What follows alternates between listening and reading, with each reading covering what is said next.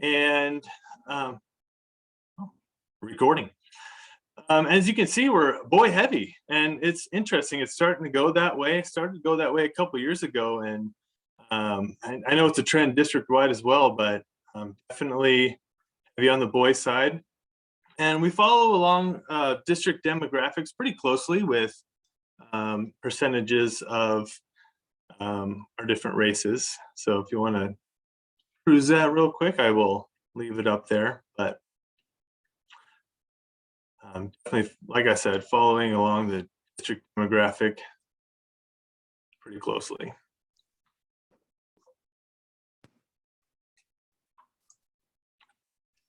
We have 24 classes here. You know, Michael T. Was kind of the spotlight for the boundary revision a couple of years ago, because, you know, as Mel Murray over at Capital Projects was looking at where building is happening, you know, down on Little Rock Road, especially, you know, around Black Hills High School, Michael T. was destined to be at like 1,000 kids in a couple of years, you know, 5 to 10 years out. So thought, hey, got to help Michael T. out, maybe the other schools reboundary a little bit. And so we came down from almost 600, where we're at 600 most years, beginning of my tenure here and previous, down to 461. And that's kind of a 3-track size. We are a little above 3-track with our high cap program, kind of adds to us, and so does our RISE program, which I'll talk about in a little bit. But we are starting to see that bump now in kindergarten start to come in. So we are a full 4 kindergarten classes, which will translate up to 4 first grade classes next year. And usually when we have 4 first, we'll think, or 4 kindergartens now, we'll think 4 kindergartens next year. Just rolling on up, probably be 4-track here as soon as we know it. The building is starting to happen across the street from Black Hills High School there, which is Michael T.'s catchment still. And Black Lake took over that other side of the freeway where that big development might happen, which they haven't started yet there, I think.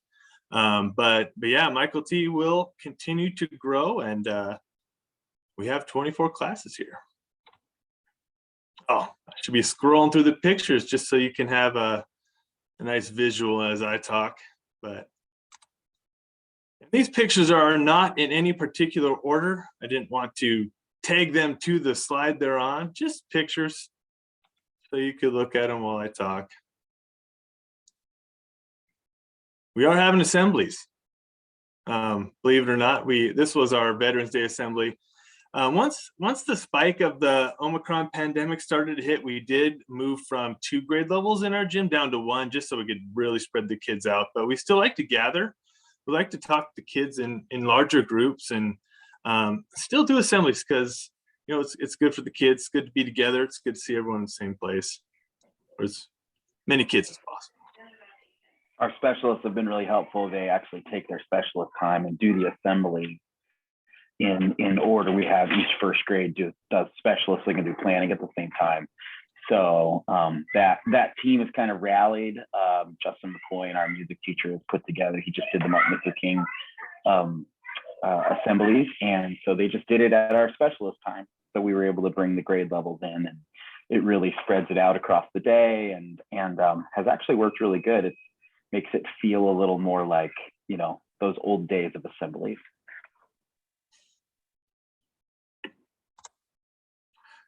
And we are pretty heavy on the special education percentage, and that is mainly due to our RISE program.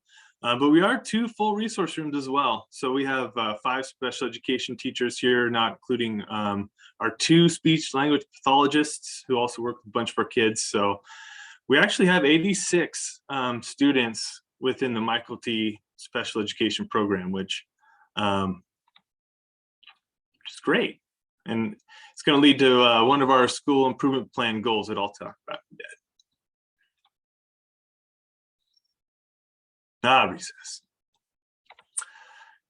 All right, 36% free and reduced lunch. We hover around 35, 36, 37% each year. That does put us into that category with 2 other schools in the district of that title designation. So we are a school-wide title school, and we're part of that program, which, as you know, gives us that additional funding to have teachers who are able to pull kids for small group reading and math. And of course, we have the state-funded LAP program. So in total, we have 3 full certs doing small groups here at Michael T.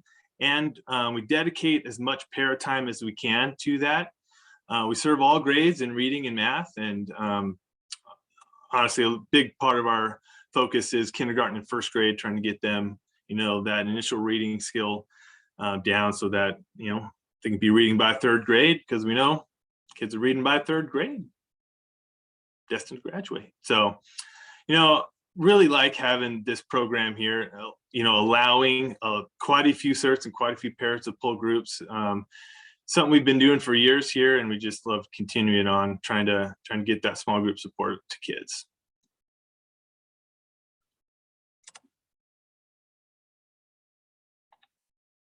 I keep forgetting to flip through the pictures. They had the same jacket. Look at that. All right.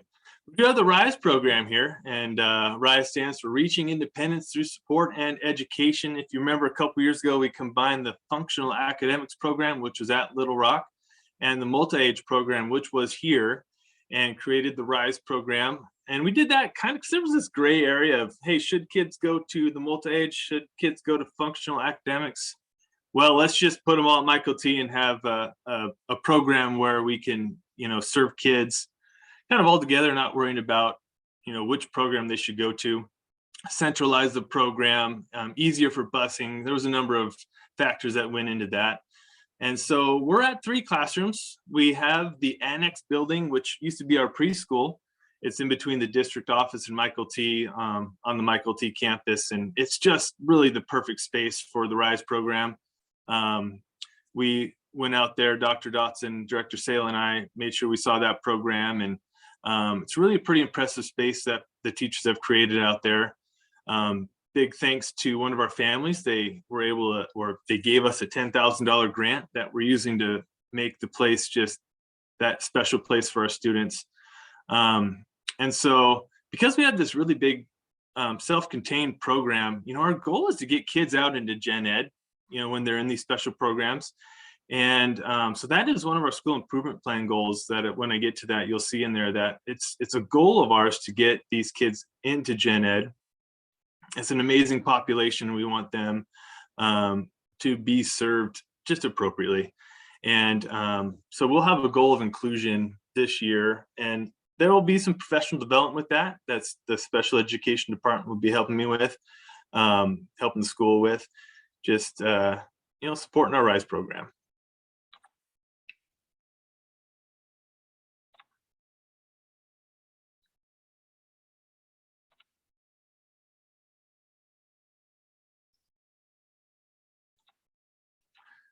Also have the district highly capable program here at Michael T, and that is currently 2 classes, so 2 certificated teachers with all 3 grade levels, 3, 4, and 5. There are 40 kids in the program total, and so they do a 2-by-3 split, meaning 3 grade levels, 2 teachers, and they do a middle school model that way. So they have the kids split into 2 classes, almost a multi-age group, but it's really a 3, 4, and a 4, 5, and they rotate. One teacher does math and science, Mrs. Mayhew, and one teacher does ELA and social studies, and that's Miss Passion. They do a lot of different things in the highly capable program. They have the opportunity, as kids are able to, with the highly capable designation, they often can get the work done in a little bit less time than in that gen ed class. So they are able to, diversify into different clubs, and they do some programming and some coding, and we have some of our PTO members come and they do that. Some parents of ours, and they come and do those clubs. They are training the kids how to code and do that already. They also have some kids who created some of the clubs. They have a painting club, and one of the students create the syllabus, and they say, hey, can I do this club? And they give the teachers their plan, and they review it, and the students get to run some of the clubs, which is pretty cool. So we have two of our high cap classes here, and that's another special program here, Michael T.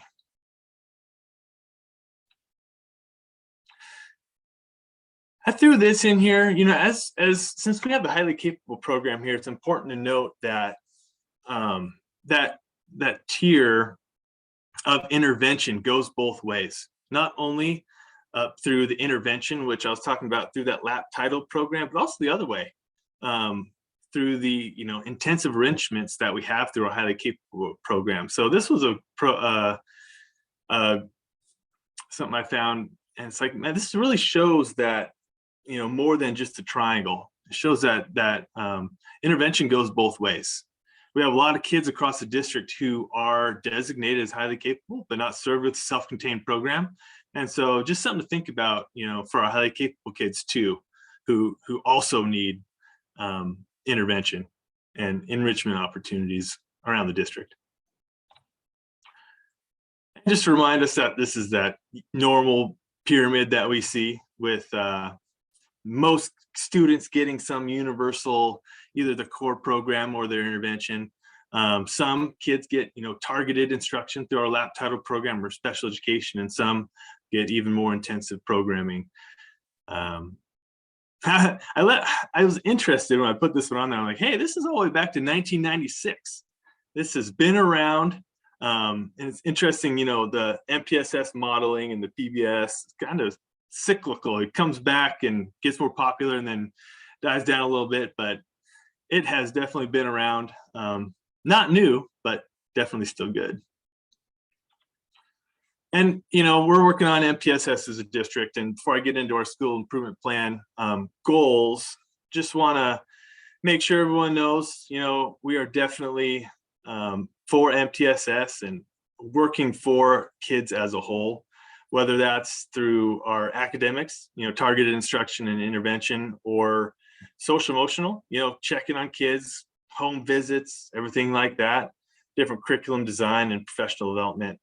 We're definitely on board with the district MTSS push. You know, we're working on it as a district. I'm on Andra's team as she leads that as we move forward with MTSS, you know, kind of as district level right now, but heading towards school level in the years to come. Excited to see where that's going.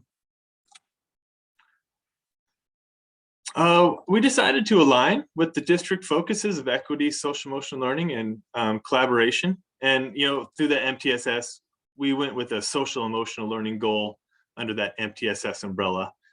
I know Sean Batstone talked, I think, last school board meeting about the focus areas where we're at with our educational equity, the MTSS, and the staff collaboration. So you'll see that our goals are right along those same lines. First up, our equity goal. During 2021-22 school year, MTS staff will work in teams to address educational justice with the focus on racial equity and special education inclusion, getting 100% more literature on our shelves and in our classrooms, and tripling the number of inclusion minutes for our RISE students by June 2022. I was telling Dr. Dawson and Director Sale this earlier. This is a twofold goal and very meaty, right? It's a lot into this goal for it being one big long sentence. So working on two things, working on educational justice by making sure we have literature on our shelves where students can see themselves in those books, and doubling that, you know, within the year. Already probably doubled, but making sure we get a lot of books on our shelves and in our classrooms. And our school level equity team, our music teacher, Mr. McCoyne, is working on the One Book, One Student program, actually through his national board certification recertification. So, you know, looking to get one book that's the same for all of our kids, so it can be the same across the building, and get that in the kids' hands, and so we can talk about that. Be a pretty cool thing. So we worked on a mission and vision on the school level. We have some members at the district level working on curriculum, and just like all the other schools, we're working on that PD that's happening in this year-long focus on equity. And then in our RISE program, working on those inclusion minutes, making sure we're getting our students out into our RISE students out into the gen ed programming, and working on professional development for both RISE staff and Michael T staff, just so everyone's kind of on the same page with what inclusion looks like. As Michael T has, it's a big program, and making sure everyone's on the same page with that, and getting support everyone needs to make sure both the RISE program and Michael T are successful with including students. Our social emotional learning goal: in order for all students to have time in the day for classroom discussions and to build relationships and community during the 2021-22 school year, staff will implement 15 minutes of daily SEL time in their classrooms using the Sanford Harmony curriculum or elements of the Generation Wellness program or other materials as measured by staff survey and administrator observation. So we all actually ended up piloting the Sanford Harmony curriculum a couple of years ago. It has a lot of great elements, especially classroom discussions and a lot of different partner work. And that was back in 2018, still very useful curriculum.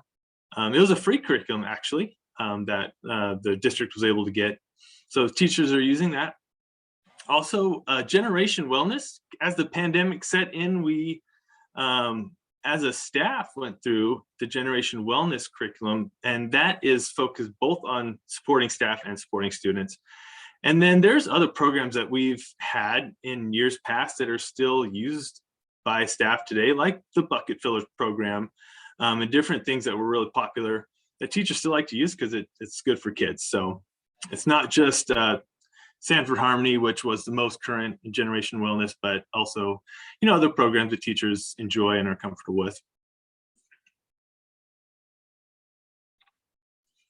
And our collaboration goal, and this is, one of our district focuses, by the end of the 2021-22 school year, Michael T. Simmons Professional Learning Community Teams, or PLCs, will have completed the PLC Plus modules, that's by Corwin, and implemented 2 different data cycles with the goal of improving student learning. Measures of student learning will be the SBA iReady and benchmark testing. So teachers are using their PLC time, which is our Friday Act time, to work through the PLC Plus module, and most recently working through different data analysis protocols, which I know Mr. Batson talked about last school board meeting as well.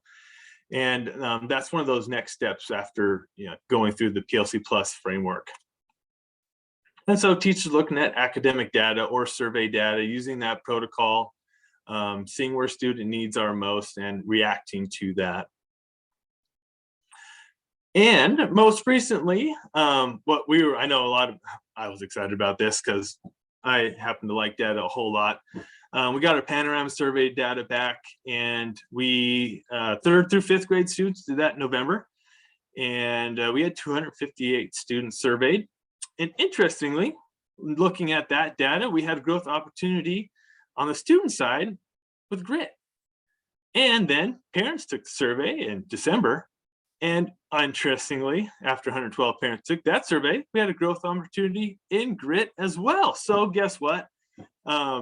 Now that we have that survey data back, it'll be fun to go through that with staff. We did last Friday, but create some goals perhaps, or maybe even refine our goals that we already have in our SEL to reflect, what kids and parents are saying. There's an opportunity in the area of grit that we can, look at and overcome. So this was a couple of slides in our Michael T data. This is what we see with that Panorama survey data. A couple of highlights at Michael T were school climate and school fit. Actually, school fit was our greatest strength. And as you can see, our greatest opportunity for growth was in that area of grit, as according to parents, but on the kid side as well. All right, that was a lot of me talking. Do we have any questions? I have a question. Can you hear me? Director Sam. Yeah. Thanks again for a great visit this morning, Elliot. We really had a great time, and the kids are just joy, just pure joy. So thank you so much. My question is kind of silly, but I have to ask, is GRIT actually mean grit, or is it an acronym? It's, as far as I know, it means grit. Okay. I don't know if someone's Yeah. made an acronym out of it yet, but when I was doing a lot of the growth mindset stuff back when I was in Yelm, and when growth mindset first came out as a book by Carol Dweck, it was grit. So yeah, I think it's grit. Okay, because you just never know. Yeah. There's so many acronyms.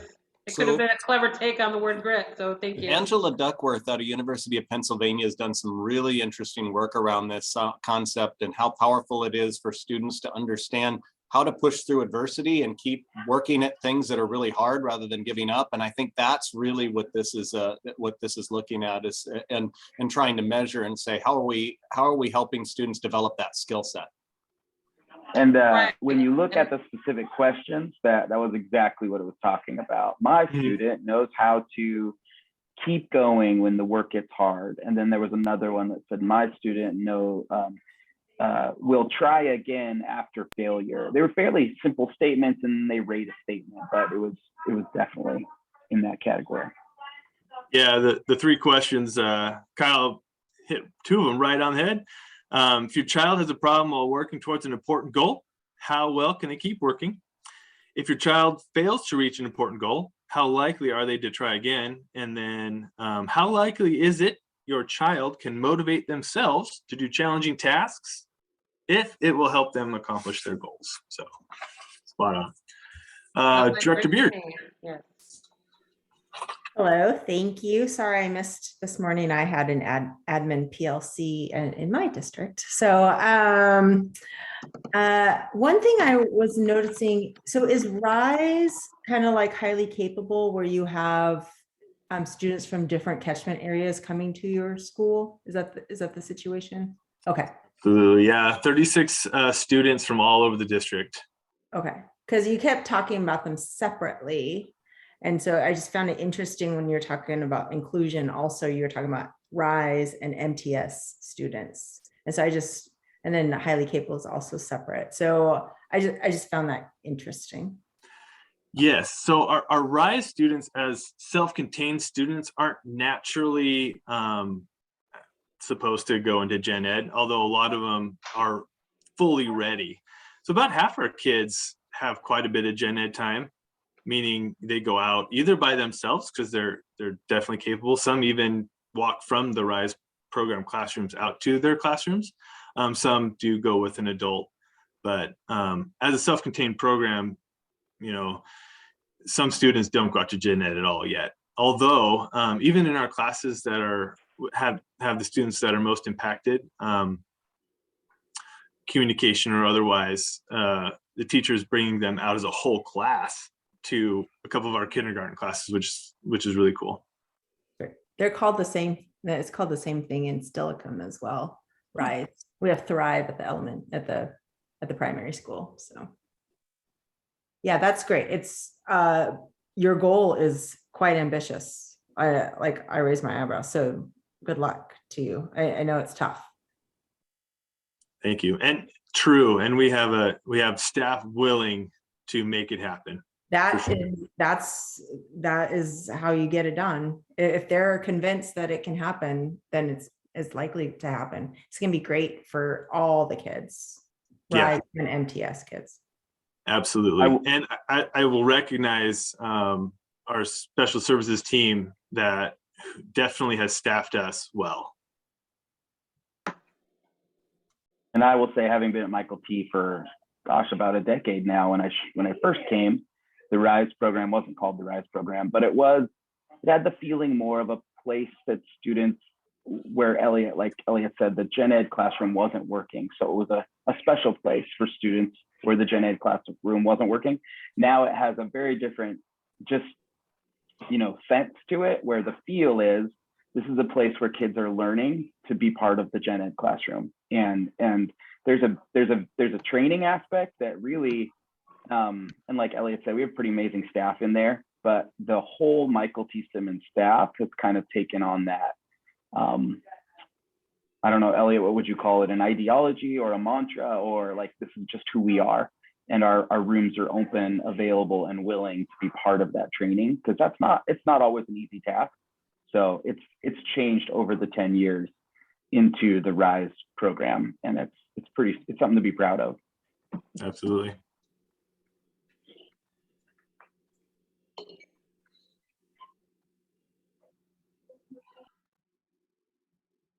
I think Darby has her hand up. Director Kaikanen, excuse me. Okay. Thanks, Director Sale. So I'm curious in the data slides and how you mentioned kind of the focus on that to help with your planning. I'm curious what your thoughts are on the fall assessment and how you'll be able to use that information given the change in schedule and timing, and if that's something that you're going to find is meaningful, I guess, as you would previous years SBA primary, the Smarter Balanced Assessment having been given in the fall for the previous year. Okay, so primarily SBA data, how are we going to use the fall data versus or comparative to spring? Right, because it was given later, so it's not.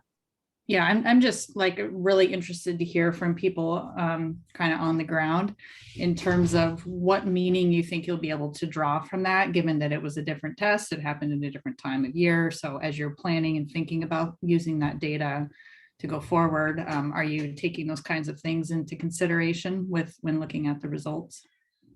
Oh, definitely. With the fall SBA data, I would, in my mind, this is almost a benchmark number for us.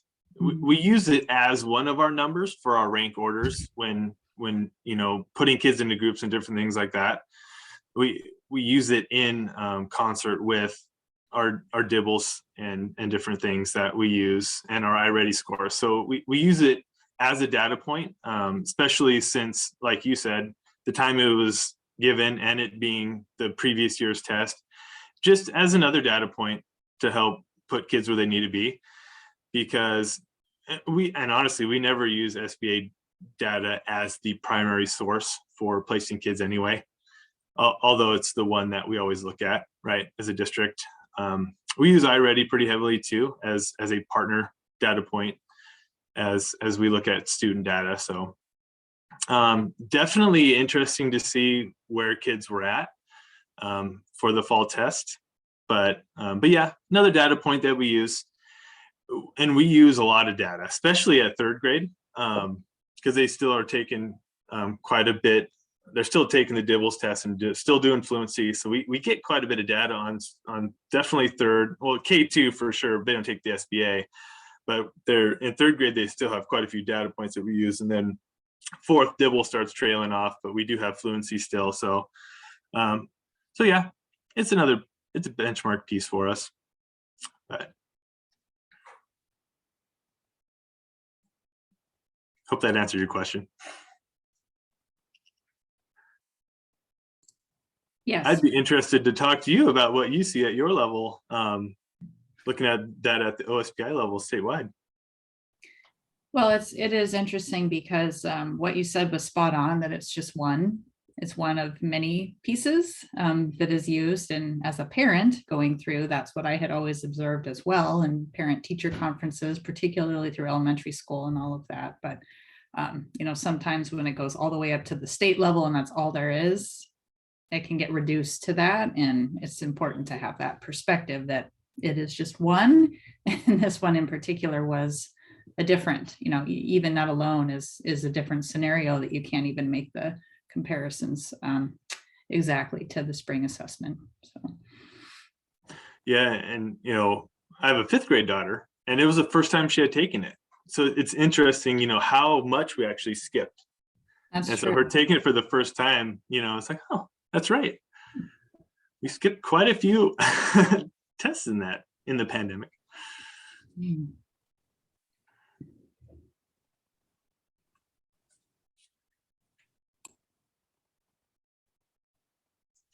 I would say though, even though we didn't take the SBA, we still assessed our kids quite a bit, either remotely or at different times brought them in, used our play shed and different things to make sure we knew where kids were at. Definitely starting last year, at the very beginning of the year, to make sure we could still place them into the groups so we could still do our small reading and math groups and serve kids appropriately. It's just, it's one thing I love about Tumwater. We've had such a focus on making sure we serve our kids in where they need to be in reading and math, particularly. It's a testament to our district, as I talked to people in other districts and I was in other districts previously. Director Beard, question.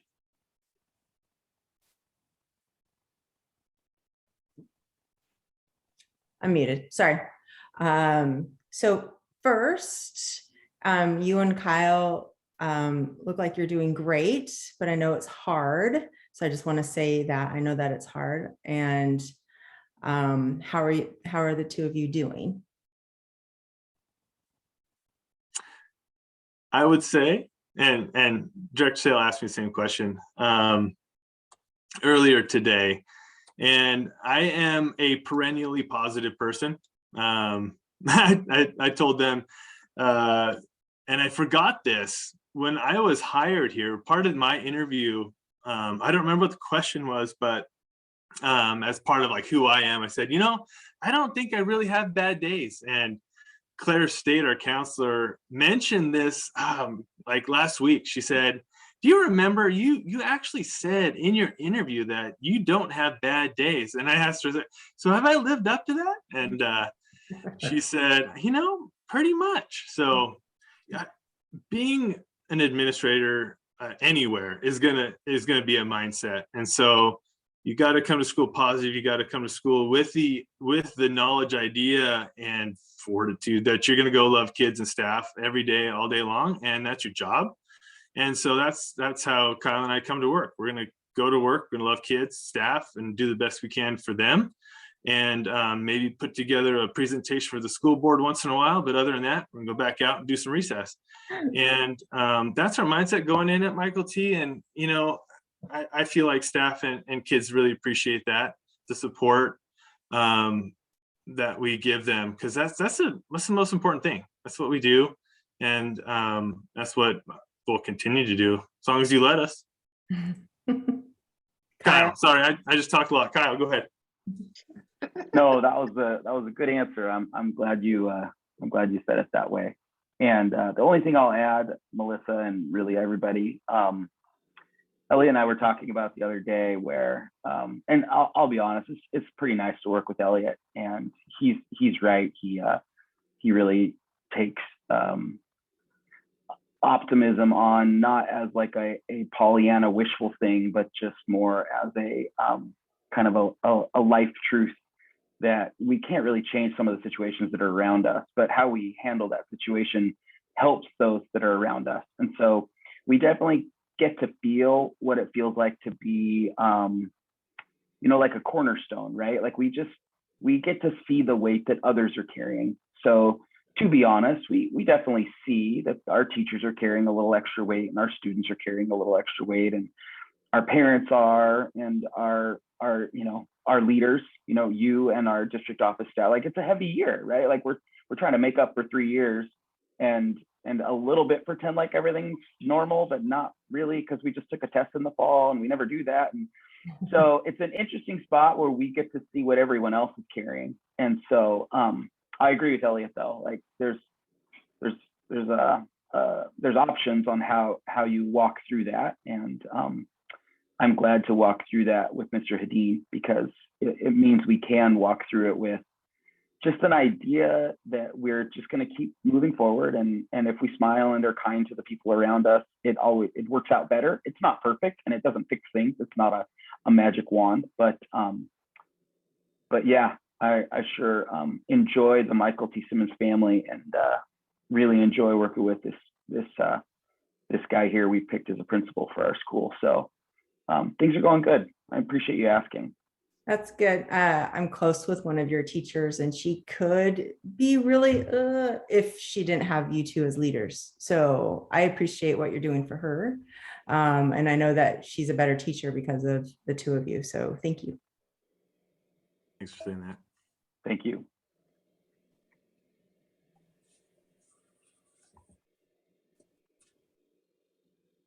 Any other questions for Mr. Hedin, Mr. Grunenfelder?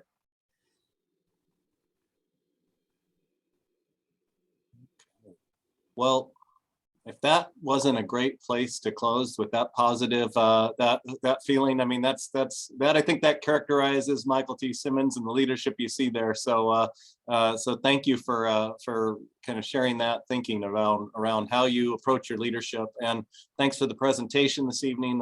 Really appreciated the walkthroughs this morning and how that all connects in this evening with the work you're doing. And appreciate it and look forward to seeing how things continue to go this spring. So with that, we'll go ahead and bring this portion to a close, and we actually start back up at 6 o'clock with our work session, and we'll give you a little bit of a break to get up and take care of, or maybe get some food, and thank you again, Elliot and Kyle, for your presence tonight. And we'll see you all at 6 o'clock. Thank you all. Have a good night. Thank you, everyone. Have a Thanks, good night. Kyle. Thanks, Elle. Thank you. What we know is we won't have those ESSER funds there after this year. And so we have to be prepared for a budget that's stabilized without those funds, and to bring information to the board for review and approval throughout the process. So what we want to show you tonight is a timeline that helps us get at those goals, and talk a little bit about a couple of the most the things that are coming up soonest, and get your feedback on that. And so so I'll start in, but Beth and Jennifer, I want to invite you at any time to join me in this, and I may ask you to fill in some details as we talk about line items in this plan. So let's go ahead and move forward to a slide that just shows some of the dates and tasks that are upcoming in this, and because really there's a lot of steps in a process to develop a school district budget, a lot of steps in a process to staff, and even this is really condensing it down to some big picture items that have a lot of steps underneath them. But in general, want to start with one of the first things we'll be bringing to the board, and we have this on scheduled for the work session in February. Though we're going to continue, we're going to see, do we feel like we could actually bring projections to the February business meeting in earlier February, but we want to make sure not to set an expectation that we aren't ready to meet. We want to be thoughtful about this process. So, so that first thing we'll want to bring you is a set of enrollment projections for next year. And so we've got that set for February.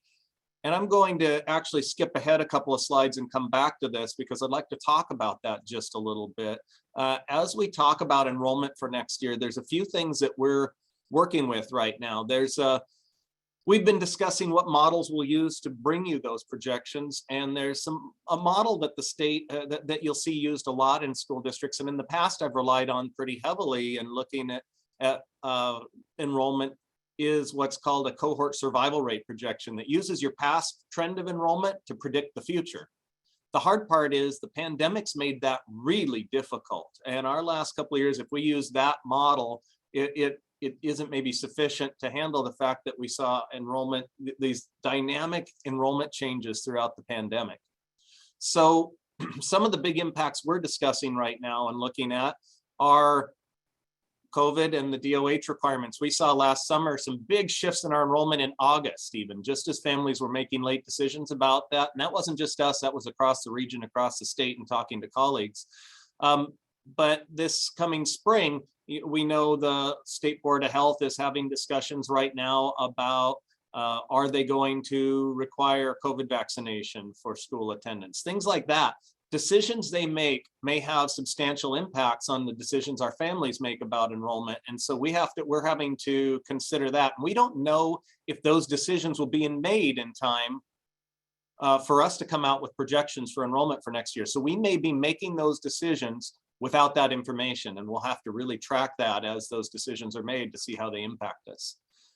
We also have Tumwater Virtual Academy, which is a program that we're doing some analysis right now to say what would it take for that program to be self-sustaining, where the revenue that we get from the students who participate pays for the entire program. And you may know from going back to last summer, we've been using ESSER funds to help fund that program, and that is not going to be an option next year. So as we look at our budget challenge, we have to make decisions about that. But we also are aware that when you go back to that first bullet around DOH requirements, if Department of Health or State Board of Health were to say we're going to require vaccination, an online option might be important to some families who would choose that over the other decisions around vaccination. So we're going to have some really thoughtful discussions about that. We also are watching, and Mel's tracking, home and apartment construction in the district, because that's impacting us. As if you remember from our last board meeting, Jennifer showed you how our enrollment has rebounded this year. There are some districts in our region who are still well below their pre-pandemic enrollment. We've bounced back almost to it, and we believe that has a lot to do with the construction and development going on in Tumwater School District. So all of those factors are what we're trying to quantify and come back with an enrollment projection on. And just for the last couple of years, to give you a sense, if we have the last 2 years done a pretty good job of projecting that enrollment through some really dynamic, difficult times to project enrollment. In 2020-21, we projected our FTE. When you take out, whenever I give you these numbers, I'm taking out New Market Skills Center, Running Start, and Open Doors, and because those sit a little bit separately. But our projected enrollment without those was 5,919. Our actual that year, 5,882. We were 37 students off, which is a little bit below. But when you think of that on that number of students, that is about within 0.6% of hitting that target. So a pretty close number. Of course, we'd always love to be 37 above as opposed to 37 below budget. But that was a really close estimate when we saw some districts that were hundreds of students off. So last year or this year, we look at the first months. We don't know what our end of the year enrollment will be yet, but if we just take the months we have, we're sitting at an actual of about 6,102 versus a projected 6,122. So with under 20 students off, which is 0.3% within. So we've done a good job under these really difficult times of making our best estimate of what our enrollment's going to be. And we're going to do our best this year, once again, to come to you with a projection that we can feel comfortable with. So we'll have more information later, but just any questions about that enrollment projection process that we'll be bringing to you. I have a quick question, Sean. Yeah. I may have seen it earlier on in my tenure on the board, but I forgot. So my apologies for being redundant. Are these enrollment projections pretty close to what you've done since you've been the superintendent? Are these all, have they been pretty accurate? Yeah, that's these last 2 years. If you look at them, both years we've been within about 0.6% or less. As you look at last year and this year, these are the 2 years that I've had a part in enrollment projections in the district, and really that has been led last year, like Jim Britton last year and the year before really took the lead on that, and then he and I would both kind of look at projections and then have discussion with each other and say, what do we think? Where do we think this is going to land? And I know then we continue to adjust that right up to budget time. So those projections, when we look back at 2 years ago, we had projections earlier in the spring that were different. But as we got closer and closer to actually approving the budget, we adjusted those projections. So when we bring you projections in a month, it'll be our best understanding based on what we know. And as we get closer to budget, we may have to make revisions and adjustments to that because we're in this dynamic situation. And we want to make sure that what we project in the end, in our final budget, is as close as possible to what our actual student count will be. I don't know if that answered your question or not. Okay. So. All right, we're coming back to the slide. So that's the most immediate, what you should see coming in the next month. At the same time, and you see the starting date is actually before today, but that's because as we started discussing this, we're going into this first round of certified staffing meetings, and that's the first group that we really review. And Beth, I wonder if you would want to just give a brief summary of what that looks like to go through that first round of staffing meetings with our schools. Yeah, so for the first initial round, what HR does is we take this year's enrollment in every grade, but let's say first grade, and let's say there's 65 children at a student and at a school in first grade. We transfer those up to second grade. Same with second grade to third grade to fourth grade, and we replicate kindergarten. And we use that, that's a pretty typically conservative way to project enrollment. Then we invite the principals in and we meet with the principals, superintendent, assistant superintendent, an HR rep, myself and Jennifer. And we sit down and we look at, does this look like the right enrollment for your school? And attached to that is a list of all the staff that work at that school.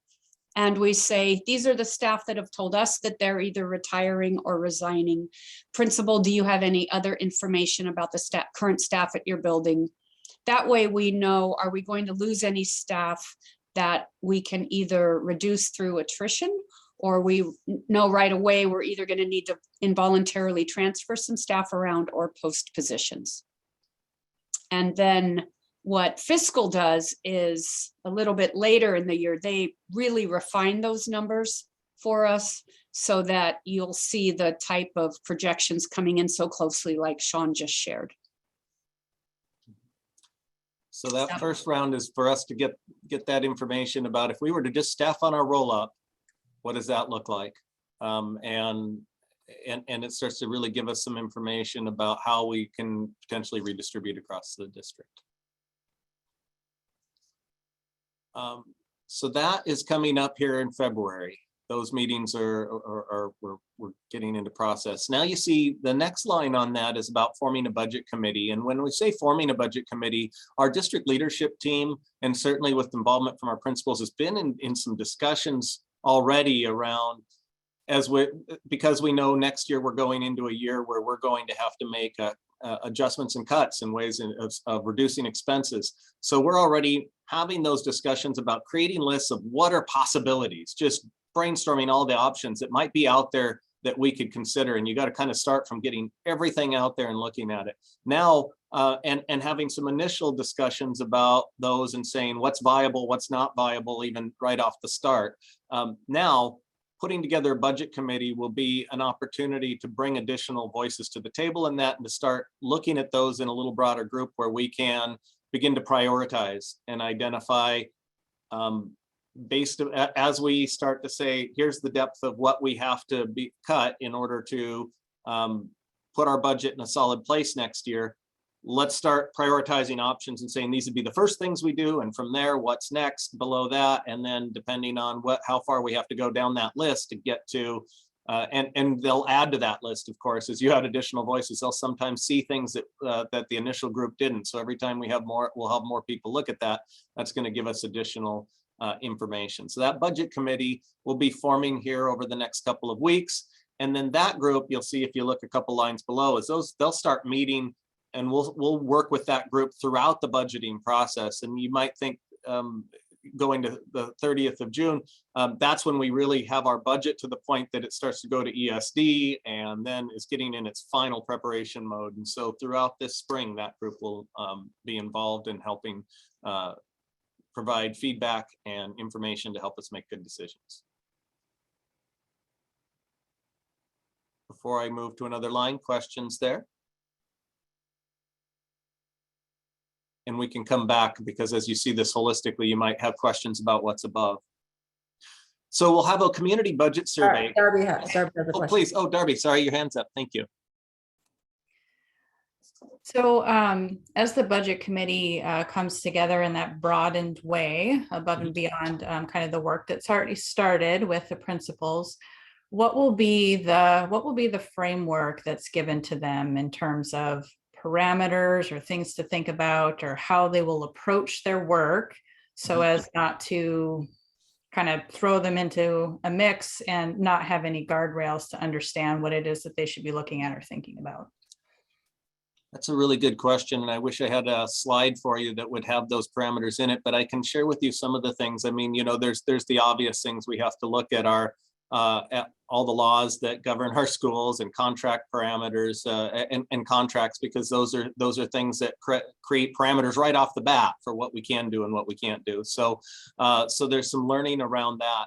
What we also have to do is educate that group around the different types of funds that fund our programs in the district. For example, I mean, we have title and LAP and other funds that can be used for specific purposes, can't be used for other purposes. And we tend to think the district's got this much money, but that money is in a number of different places that we have to fit rules around. And so starting to educate them around that's important.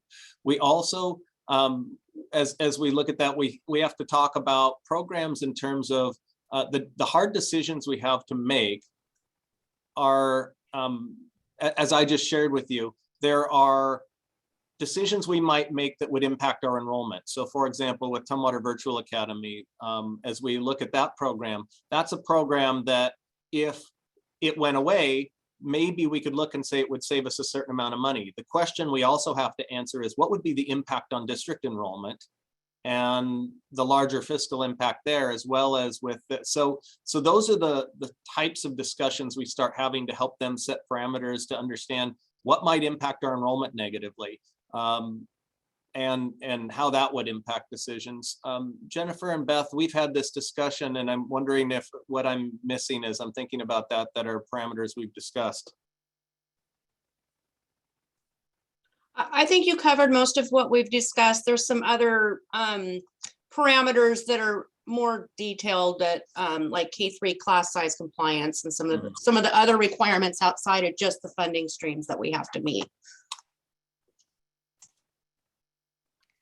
Thank you. That's helpful. And how you described it, I almost think of it as a like an ice cream cone shape. Like you start at the very top and you start moving down into the places where you do have that flexibility. And I think, you know, again, for this particular kind of a group, being very clear about that, it reminds me of time and working in higher education and talking about the state budget as a whole. Believe it or not, it was always, okay, here's what we have, K-12, they're constitutionally protected. So they're put over here, and anything that we're going to be able to do within the state budget above and beyond that is going to have to happen in each of these areas.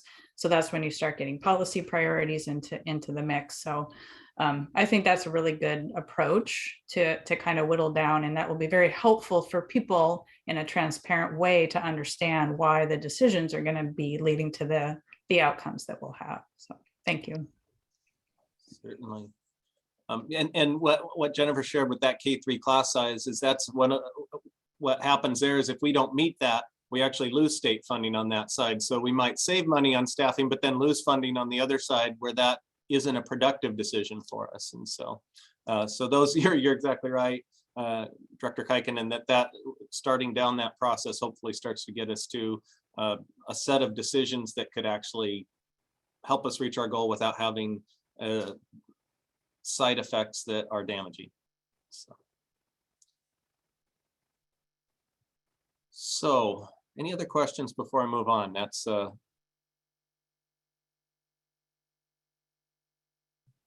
right. So the next one, what we're planning here, and Jennifer and even I had a discussion about this morning, just because we talked about having some preliminary revenue projections for the March meeting. And I'll tell you, that's kind of a hard one, because the March meeting is on March 10th, which is the last day of the legislative session. So any projections we give you there will not be informed. Most of the big money decisions that would impact us are made right at the very end of the session. It's very rare that they pass those things that would have a substantial fiscal impact earlier. So we won't know at that meeting what the impacts are of the biggest legislative decisions. But our goal is to start bringing as early as we can some revenue information that gives us a good picture of where we're going, and that we can look at things based upon before the legislature makes their decisions. Here's where we are, and we can do that once we have made that enrollment projection. So we'll talk about enrollment in February. Then we can come back and say, here's a first look revenue projection, but we're going to have to qualify that that's very preliminary at that point. The reason it's important that we start getting those numbers out there is because we have to make some staffing decisions in the weeks following that. And we won't be able to wait until we have all the information from the legislature and all the F203 and everything else to make some of those decisions. So we'll start bringing that information to you, recognizing that it will be the best information we have at that point. And Jennifer, please improve upon what I've just shared. I think that covers what we discussed this morning. Just that it will be preliminary and people just need to understand there's a lot of parameters that go into that and assumptions that we have to make before we have all of the other information. What's so hard about this budgeting process for school districts is that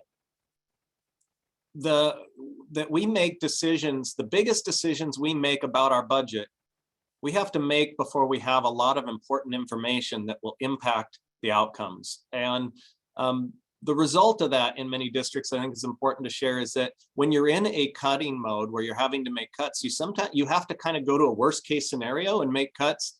And sometimes later then say, what can we bring back or what can we do as we get more information? Because we have, you'll see down here, we have a May 15th deadline in terms of our certified staff. And we'll still be getting information that's important to making decisions about what we can afford next year after that. But we have to make the decisions by May 15th, which means you back that up and you really have to make those decisions at least a month before. So you'll see in this, so we'll bring the best projections we have and then continue to revise them as we get additional information. So in March, we also are planning to conduct just some community budget workshops to help our community. After we have the budget survey, we'll have that data then. And while I've got that, we talked about that survey. Before we go further, maybe let's go down and look at that survey. Just a little information about what that will be. A couple of years ago, the district administered a budget survey. It was just before I got here. I think it was in the 18-19 school year, and it was as they were preparing the 19-20 budget. And it used, I think, a structure that we've talked to some other districts, they've used a similar structure for, and that is a set of some forced choice questions, and they ask respondents to choose between different investments and say, which of these would you value over the other? And the intent of that, the goal is for it to be fairly quick, but what it does is it starts to tell us what parts of our operation rise to the top in terms of our community's priority, so that we can consider that as we're thinking about what we prioritize to retain and keep when we have to make hard decisions. So, and then it offered some open-ended questions, and we intend to revisit that structure and use it again. We have the data from that survey a couple of years ago. So what's great about that is if we give it again, we can look and see, are those pretty consistent with where people were 2 years ago, or have we seen shifts? One area that I wonder, will there be a shift, is in terms of, say, like school nursing, which maybe before the pandemic might not have been on people's radar screen as much, but right now it's a big topic of conversation. And so I think those things are so we'll go through a forced choice process that'll allow us to start to get a sense of, there are no easy decisions when it comes to budget cuts. There's nothing we do that isn't important. If it wasn't important, we wouldn't be doing it anymore, I think. So, but when we get to those hard decisions, it helps us identify what people would say, this is what you have to prioritize and what you need to keep.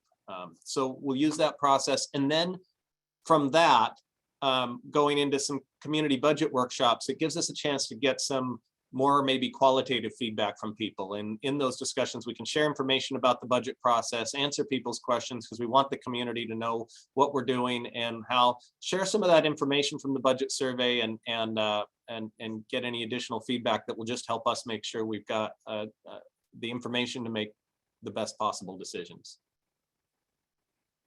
So, so those would be. Darby has her hand raised. Okay, super. Thank you. I'll just interrupt. I won't. Please. Yeah. Sorry, I know you're raising it. I've got to look over. I've got it small on my screen. So no problem.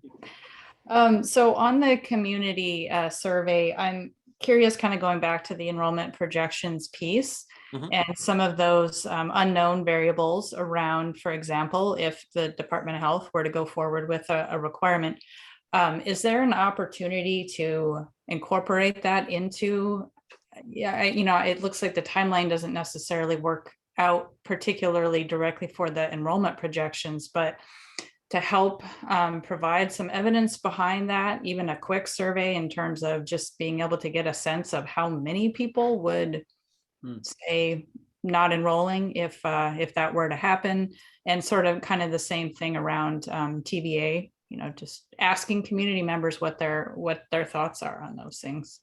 We have gotten pretty good at surveys over the last couple of years through this pandemic. So I think we could do some quick surveys out if in a situation like that. Let's say a decision's made around by the Board of Health and trying to understand how that might impact families. So we could put a survey out about that. What I'm really most nervous about is what that timeline will be. I've heard everything from, well, we'll have that decision made by summer, which would be problematic for us if they waited until summer to make a decision on whether they would require vaccines or not, because we need, one, planning time and preparation time, and two, that would be made after we have to commit to our staff. So that would be poor timing for the sake of school districts to have that kind of information. But once they do make a decision, we could put out a survey that connects with families, and maybe we could do something before that would say, if this happens, that's what I'm Yeah. talking about, is to help with Gotcha. that planning assumption. If we say this could happen and we don't know if it might have an impact to our enrollment, it seems like we could do a temperature test and just, a real quick, what are your thoughts on this, to help with the planning information, or, even part of the community, or, the budget committee meetings, just having that incorporated into the information that you're gathering to help with the planning. Thank you. That's excellent feedback. I think that could be something that could be incorporated into a survey like that. We actually have a meeting early next week as we're working on developing it. So it's the perfect time for that feedback. Thank you.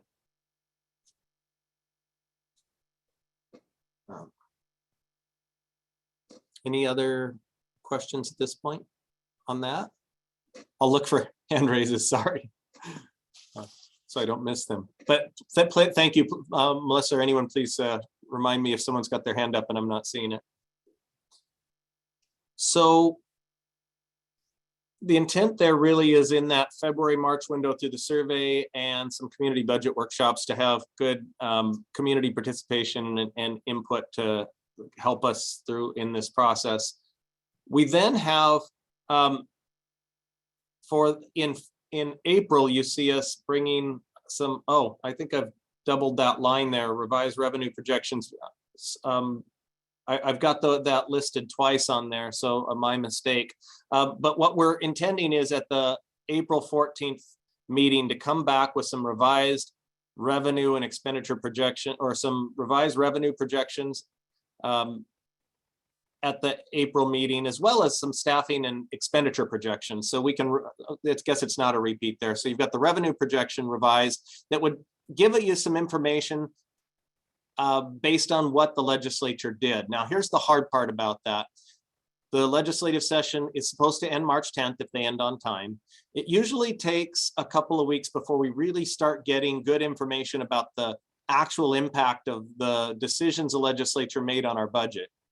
We also know that there have been times we've gotten those first read numbers on how it's going to impact us, and later on we find out, oh, that wasn't exactly how it would impact us. For example, this last year in August, when we learned that we're getting $500,000 less in enrollment stabilization funding than we had anticipated earlier. So the earlier estimates turned out to be revised based upon new information. So we always have to take those and understand that that's the best information we have at that time, and that those numbers can change.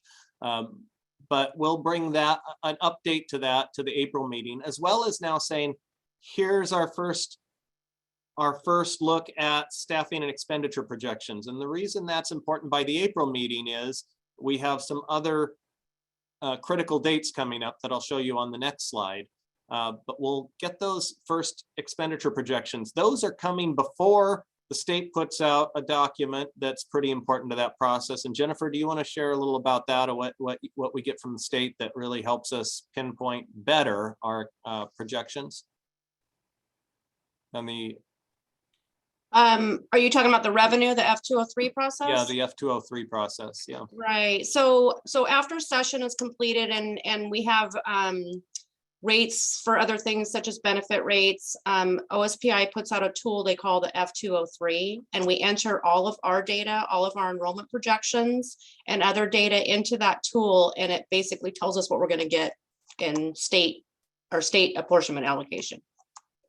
And that generally comes about when, Jennifer? Around usually the first week of May. Mm-hmm.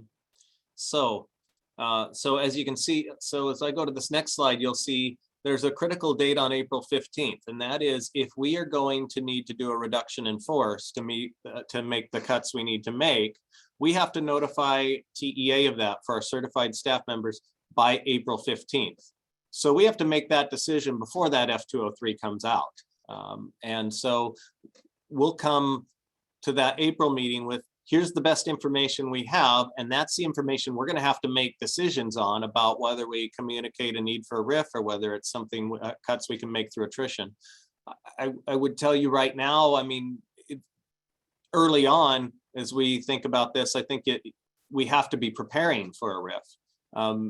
Going away from that would be if we get enough information by then to say, wow, we're in a place where that level of cut isn't necessary. And that means understanding how many retirements we're going to have, how many resignations, as well as getting as clear as we can about what the reduction has to be in order for us to stabilize our budget and be in a good place next year above minimum fund balance.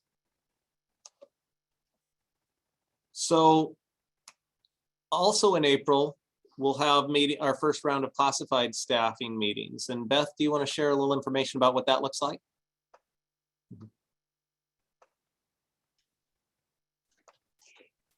Similar to certificated staffing, we hold classified staffing meetings, which identifies how many paraprofessionals, food service, custodians, and office professionals we would need in each of our schools. Different than certificated teachers, we tend to use a ratio with our classified employees. So for example, our current ratio of paraprofessionals for basic education in our schools is for every 16 students, we have 1 hour of paraprofessional. So this would be a time where if we're going to adjust any of those ratios, we would do that in those staffing meetings, very similar to the ones I described regarding certificated. This is also a time if we have office professionals retiring, we would talk with principals about, is this a position you could do without? Could we do it a little bit differently? Again, trying to look for how many reductions we could possibly make through attrition as opposed to a more formal layoff action. Is that? Yeah, thank you. Okay. So Jennifer spoke to you just a minute ago about the F203. And so our intent would be by that May meeting to be able to bring you, here's what the F203 is telling us. So the numbers will get clearer and clearer. As I shared previously, we have a critical date, May 15th, and that is that if we are doing a reduction in force, those notices have to go to the impacted staff members. They have to have them by May 15th, which means we need to back up from that and have our those positions identified, the individuals identified, and have those notices going out. So we won't probably have that F203 when we have to make the decisions about this, any impacted staff. We'll be doing that in advance, and then as we get additional information, the good news is if you've gone forward with the process that actually results in more RIF notices than what you need, you can bring staff back. There's usually a process, and there's a process generally in the contract for restoring positions when you have that, when that occurs. So classified staff, we don't have the same date, but we do send what are called reasonable assurance letters to classified staff. And that is saying that you can expect you have a position next year. And those letters, we don't have the same deadline on, but we would be working through the process in May to prepare that, because you generally want to have that done. Beth, I don't recall any deadline date, but we usually do that before the end of the school year. Yeah. We've done those at different times depending on workload or what else is going on in HR. But May is the time when employees start saying, do I have a job next school year or not? At least our classified employees. So April, May, June is pretty late. And as a courtesy to them, giving them that information early in case they don't, allows people to go out and look for another position or seek another position, other positions they come up with us. And because positions continue to vacate also during the summer sometimes. So the sooner we can get them that information, of course, the better for supporting decisions. It also prevents them from being able to apply for unemployment over the summer. So what we don't want to do is send those letters out if we are doing a large reduction, because obviously if they're losing their job, they have a right to unemployment. Exactly. So our budget actually gets submitted to the ESD for review by July 10th. So that's a key date, and so I know Jennifer will be busy getting that all ready to go in the weeks leading up to that. We have a board meeting on the 14th. So at that point, we talked last year, as we talked about, having a review of that. We've done that before. We're usually in a work session or in a board meeting where we actually take time to go through that budget a meeting ahead. And when you have a hearing for people to speak and share information on that, our goal always is to do that if we can. If we're going to have budget hearing and have people share feedback on that budget, it's always good if you can do that a meeting before you actually approve it, because you can then think about that feedback and determine how it might impact the final outcome. But we would have our budget adoption meeting in August. And last year we did that later in August. We're targeting doing that at the regular August business meeting on the 11th this year. So that's when we hope to have that ready, knowing that if there were some reason we had to adjust that, we still have a little bit of, we can talk about that as the time approaches. Melissa or Director Baird.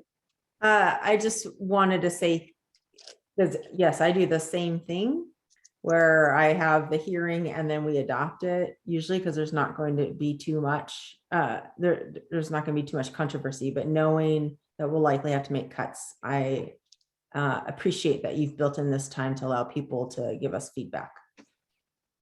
Mm-hmm. So that's the dates we've laid out at this point, and the process to get from here to a sustainable budget. So wanted to, certainly any other questions about this process at this time, feedback that you want to share that would be helpful to us as we start thinking forward.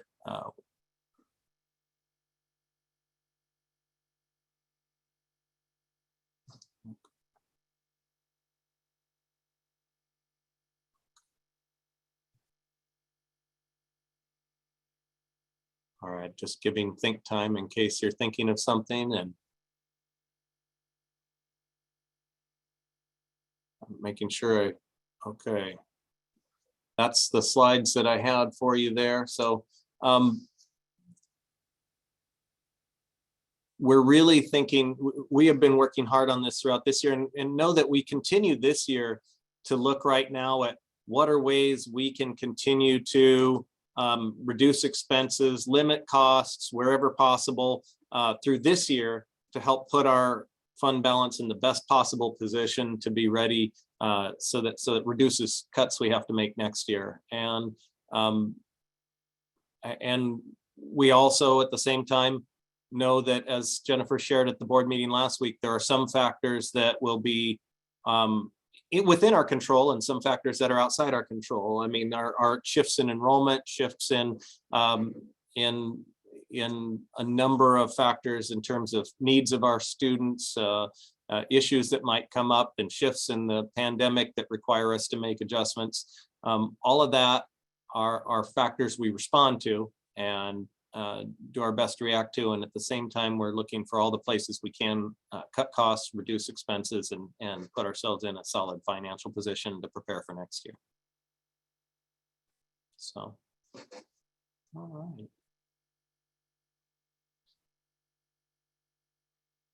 Well, we'll keep, so what you'll expect to see next from us coming back is additional information around enrollment. So that will be coming soon, as well as you will also see that that budget survey come out here in a couple of weeks, and you'll see us going through a process to really put together that budget committee that will assist us through this process. All right. Thanks for, I want to thank Jennifer Carrower and Beth Schooler for joining for that discussion. And unless there's any other questions, we'll get ready to make a transition to our next topic. Yeah, thank you, everybody. Not really a question, but more of a comment. I'm hoping during, and I'm sorry that I didn't say this before Beth left, that during the staffing meetings that they're looking at their school improvement plans and thinking about maybe changing staff based on what they've, what they're working, the MTSS. It might mean different people than who they have. And I'm hoping that they're using this opportunity to look at what it is that they need for those school improvement plans. And it may be different people. And I know that's hard to think of. We just think about adding. It would be great to just rethink how they're staffing their school, and maybe they can be, they can't be more efficient, and they don't have enough people as it is. Sorry, Beth. I didn't say this before you got off. So I'm hoping that they're thinking in that way, rather than, I know that there are requirements with K3 and all that, but rather than just adding, like, can we try to double up or use the Title I money in a way that allows us to also do the MTSS or, whatever. Does that make sense? It's something we're doing in Steilacoom too. I'm not giving any more people to these schools. They don't know what to do with all these people. I really need them to think about who they have, and are they the best people to do this inclusionary work? Are they the best people to do MTSS? Are they the best people to do social emotional learning? And using that as a guide in talking about staffing outside of our classroom teachers, of course. But so Sean, I wonder if there's anything you would share there, because I do think that discussion is an ongoing discussion around, as we make tough decisions, how do we preserve those things that are most essential? And a lot of that is around making sure that we're moving forward on the goals that we've established as our school improvement goals. So I know that's been on your mind throughout as we're in discussions with everyone. Yeah, I mean, certainly for, teaching and learning, as well as other departments, Melissa's absolutely right. I mean, this is a combination of looking at efficient stewardship of resources and funding, but it's also thinking of the structures in your system and organization that support your learning priorities. So I think those two things have to work simultaneously whenever you're thinking about this kind of situation. And I appreciate that discussion, because we were having it earlier where we were talking about twofold. Yes, there's a cost reduction savings component, but there's also a thoughtfulness about what we're offering in terms of program, in this case, to meet our district priorities. So yeah, that's always something we want to consider when we're doing this work. Thank you. That's why I need to be good at wait time, because there are things that, as we process this is a lot. We want to make sure we're really thoughtful and appreciate all your feedback to help us think this through. Okay. All right. Well, thank you once again, and we'll make a transition to our next topic, and we'll have additional chances for discussion on this as we go, because this is a process, as you see, with multiple steps. So thank you. All right, so the next part of this that we're going to go into is to talk about continuing to strengthen our relationship, superintendent board relationship, and relationships within. So to be an effective team, of course, our goal is always to get as clear about how we work with each other as possible. And I was reminded recently that I have an activity that we're going to take part in here in just a minute that we'll all participate in, that I actually used at the first board retreat I did with the board in July of 2019. And that's well, I guess it's 2.5 years ago.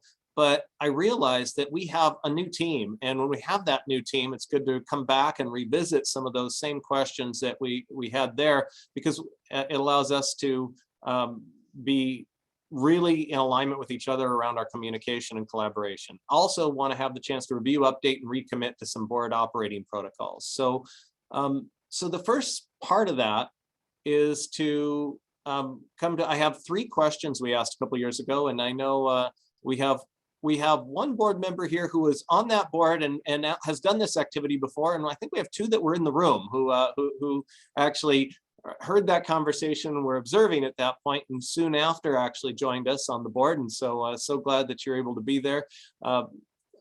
But those questions were, and what I want to ask you to do, I don't know if you have a sheet of paper near you or something you can write on, or a place you can take some notes, or at least mental notes, or on your computer screen, you can choose to do this. But want to have you take, for each of these 3 questions, take a few minutes to write down 2 to 4 key expectations you think are important in each of these areas. And those areas are just questions: what should the board expect of the superintendent? And the first 2 are really where I want to focus, but the third was one we asked, and so I'll put it back out there because maybe there's some learning there. The second is, what should the superintendent expect of the board? And what should board members expect of each other? So I want to invite you to take a few minutes, and maybe we'll take about 5 to 7 minutes, and I'll check in. And if you say I need a little more time, we'll take it. But to just write down 2 to 4 things for each of those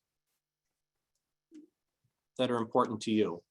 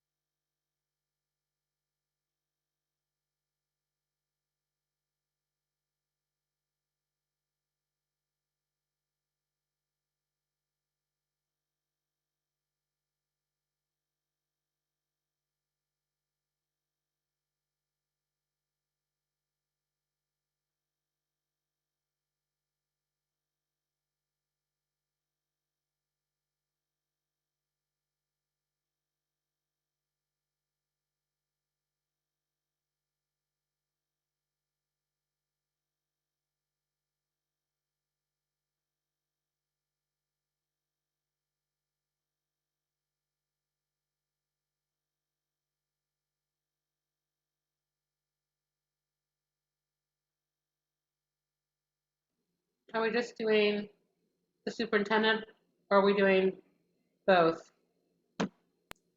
So I'd say for each of those 3, go ahead and put down 2 to 4, each of those 3 questions, 2 to 4 things that you would say: what should the board expect of the superintendent? 2 to 4. What should the superintendent expect of the board? 2 to 4. And what should the board members expect of each other? 2 to 4 ideas. Does that work?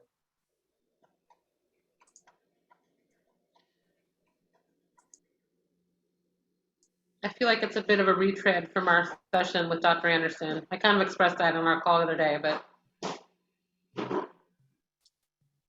I feel like we did this already when we talked about, we had the board with all the different post-it notes, and then we had another session with Dr. Anderson where he came in and we talked about what's a leader look like. I feel like I've done this twice, and I don't see the value here. I'm more interested in talking about protocol as far as our board, what we need to do to clean up our own house. That's where I find value. I think we've talked about this already. Just my 2 cents. I know others feel differently.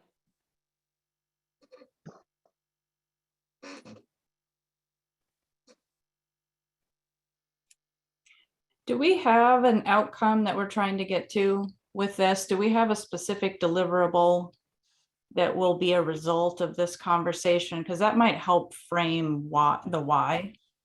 The intent here would be to have something we put in writing that we say, these are some principles that we're going to operate by with each other. So this is, for example, and I want to see what comes from you, because I think that identifies this. What are a few of the things that we commonly commit to in terms of our work with each other, as far as getting clear about what you're looking for most from me, and what I can do to support you. So that's what I'm hoping to put into writing out of this.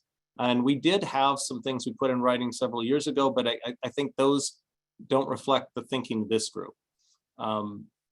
And so that's the intent here, would be to generate from this a few common expectations that we will put in writing, that would be part of, that we can refer back to on a regular basis. I don't know as that has come out of those previous discussions. I think that's one of the challenges, is we haven't come back with anything that we say, this is how we operate together. Correct. So if we can have something specific and tangible written down, yes, and either combined with or replace the board operating protocols that are on the website, so we don't have confusion about what we decided, then yeah. Okay. That would be the intent, is to have something that comes out of this that we put in writing and that is clear, that we commonly commit to.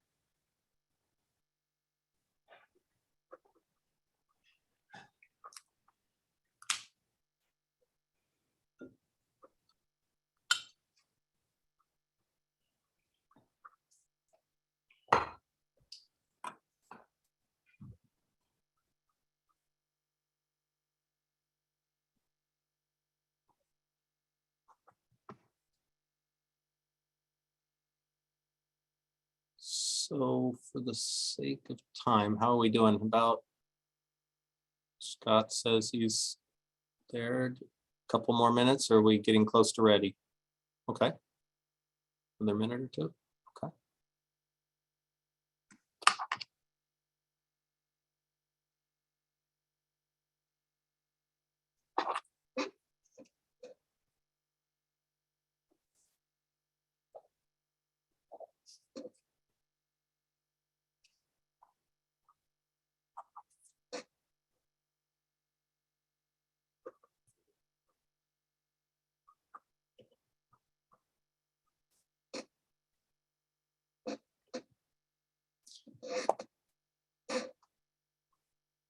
Okay.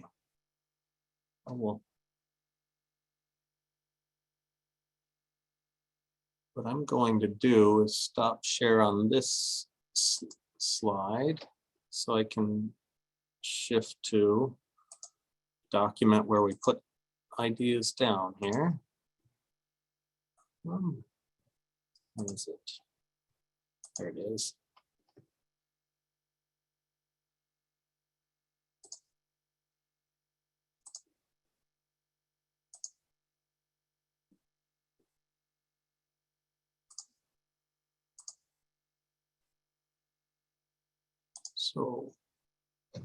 So perhaps we can just go around and have each person add one item on the first one, and then if we can take a second round and see what additional items we get until we've exhausted. So I'm going to just maybe start in the upper corner here. And Scott, you're the first person on my screen. So what's one item you had under what should the board expect of the superintendent? All right, so the first one I have is short-term and long-term vision for the district. And to expand on that, whenever we are discussing how a policy is being addressed, we always kind of get back to our why, how it addresses short-term, how it addresses long-term. So we can always stay on that track of our overall vision. Thank you. Mm-hmm. Sorry, I'm going to remember our protocol. I should have said Director Killo. Director Beard. I expect you to always call me Director Beard. Just kidding. No, that is not my expectation. I put that the board should expect the superintendent to listen.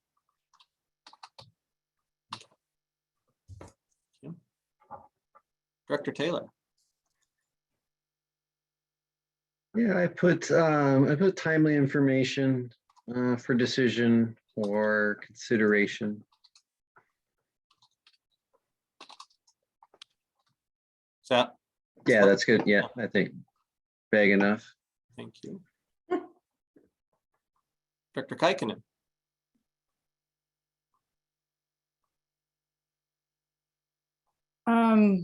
Trying to think of the best way to phrase this. Take the parameters that are given from the board as a collective whole and go forward and implement, and don't shift anything from those parameters unless it's come from the board as a collective whole. Okay.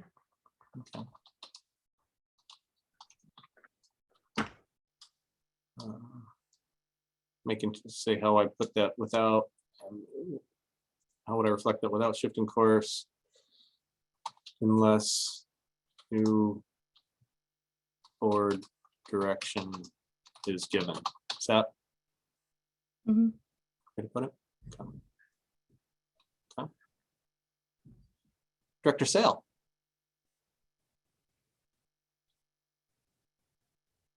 I have a few things jotted down. But I think my number one thing would be accountability. Okay. Going look back around, Director Killo is the. All right, so I just have one more. Could I ask a Oh, question here? So this is an interactive exercise with the board and the superintendent. So does the superintendent have a bullet point? Yeah, so I think one of the things that, and maybe this is going back a couple of years to it, one of the things is a spirit of no surprises, is one of the things that I think is important, that I not surprise you with information, or that I give you early information in a manner that things that come up aren't a big surprise anytime possible. Of course, we know there's some things that come up that are always a surprise to all of us, but when there is information I have that might be helpful to you, and maybe that's coming back to timely information for consideration of decisions, it might be aligned very well with what was shared here previously, but I think that making sure that there are no surprises to the board is an important part of our communication. So sorry, let's Director Killo, coming back to you. All right, so since I am a former teacher, this came to mind. First day of school, building principal is always going to sit down with their staff and go over the relationships and rapport and how important they are. Without it, you're not going to connect with your students. And I think the same goes with our superintendent, relationships and rapport with staff. Without it, you're not going to grab their hearts, you're not going to grab their minds in order to move forward. Thank you. Director Baird? I asked needed. And we're doing this because you have questions about what everyone's expectations are, correct? So, yes. So I guess I'm just reinforcing that if you have questions, then you should ask us. So. Okay. So sorry, you glitched for a minute. So how would I put that down? I just put ask questions when needed. Ah, thank you. Got it. Thank you. Director Taylor? I did not have anything else. I had a couple other ones that are basically up there, so I'm good. Okay. Okay, so this reflects Dr. Kaikkonen? Anything else? I didn't really have any others as well that haven't already been covered. Okay. Director Sale?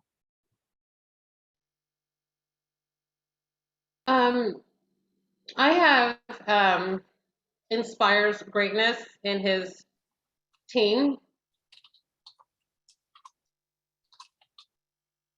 I think it's important that a leader inspires their team to want to achieve greatness or want to be excited about coming to work every day. And I think that's what we should, as a board, should expect of our superintendent, being able to inspire and bring out the best in the people that work for him or her. Thank you. And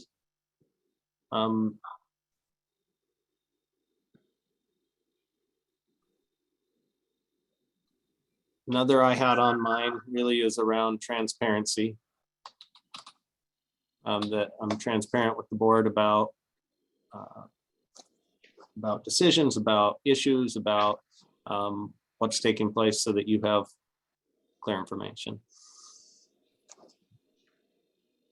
So I want to loop back around in case I know a couple of you said you don't have anything further. So I want to make sure. Dr. Kello, anything else? Does that reflect for you? I'm good. Okay. Director Beard? Okay. I know Director Taylor and Director Kaikkonen both said you were good. Director Sale, anything else that should be added? No, I had transparency too, and you just said it, so we're good. Okay. So let's go to the second.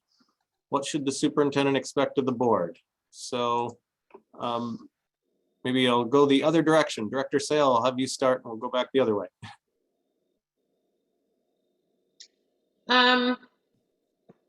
I only have one thing for this, and it's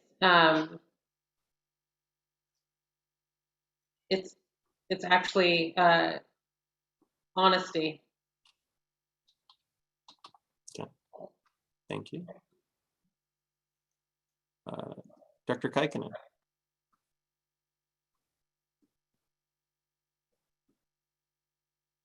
So I only have one as well, and I believe that the superintendent should expect the board to give clear direction and be able to trust that the superintendent would go forward and implement that direction.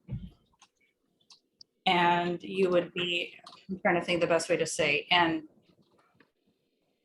the board would have your back in that. So giving the direction saying, okay, these are the parameters that you operate within, go do, and then that trust to go do. And the board would hold the superintendent accountable. So it kind of blends together with the one before, kind of in a, you know.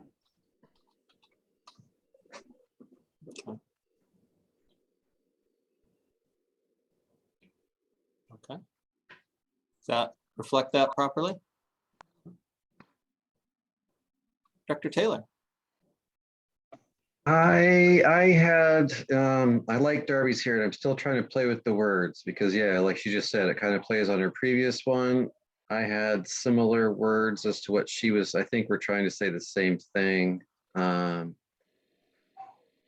I still don't have anything better than what's there, and I'm not in love with what's there, but maybe we can revise that. The other, another one I did have though was support. But I don't want to define what other people's support is. So, I know, just support in general, and then other people can truly define what that really means. Okay. Director Beard? One thing that I heard Darby say that's not on there, maybe that's what's when you said have your back, Darby, you know, it got switched to hold the superintendent accountable, but I think I'm not sure what the word is other than have your back. I don't know a better phrase. Can someone come up with a better phrase? That if you're doing all that stuff, we're going to say, yeah, we told him to do that stuff, and he's carrying out what we asked him to do. Yeah, and to put these in different groups is difficult. So I can't really think of a better way to do it, but to have, so where the accountability comes in is it's shared accountability. It's board will set a parameter and we'll say, superintendent, go do operations within those parameters. And then we do this and say, go do. And then and that is our responsibility, is to stay out of that. However, then the superintendent's responsibility is to implement that board's direction and to not make changes on the fly, or, you know, have different interpretations and say, well, and, you know, go from there. And so there's a collective accountability within those both of those roles. And honestly, within this exercise, that's the only thing that I could think of to say. I don't have any more bullet points. You know, that's pretty much it. Okay. Thank you. All right. Dr. Killo. Did you skip Beard? Oh. No, I do have more, but I was just Okay. circling back to Darby's. That'll count for my first one. Okay, so the one I'm sharing will go under this and the next, so you can just do a copy paste. Having collegial and congenial conversations. So sometimes they're friendly and sometimes we gotta press. Okay. And put that, I can control to read that one down to here. So, all right. So back around, Director Sale, you said that was the one you had. So anything else you would want added? No, I'm fine. Thank you. Okay.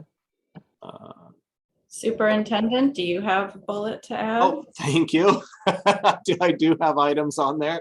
Thanks for reminding me. I get going on that loop. So, so one of them I have is seeking to understand, and that is when you have questions or concerns about things I'm doing that you would seek to understand, reach out to me, ask questions, talk to me, give me that opportunity to share thinking, so that as you're going through that process of monitoring my work and holding me accountable, always seeking to understand, because I think that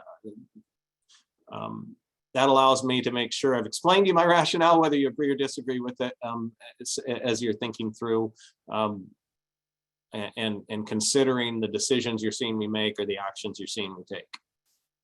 So, all right, Director Kaikkonen. Anything? Nothing else? Okay. Director Beard. So I think it goes with this. You tell me. I had asked questions from a place of learning / curiosity, and I think it's the same as you're seeking to understand. And then I had one more, only because Lori had mentioned it up above. Mine was that the superintendent should expect us to inspire greatness in the superintendent.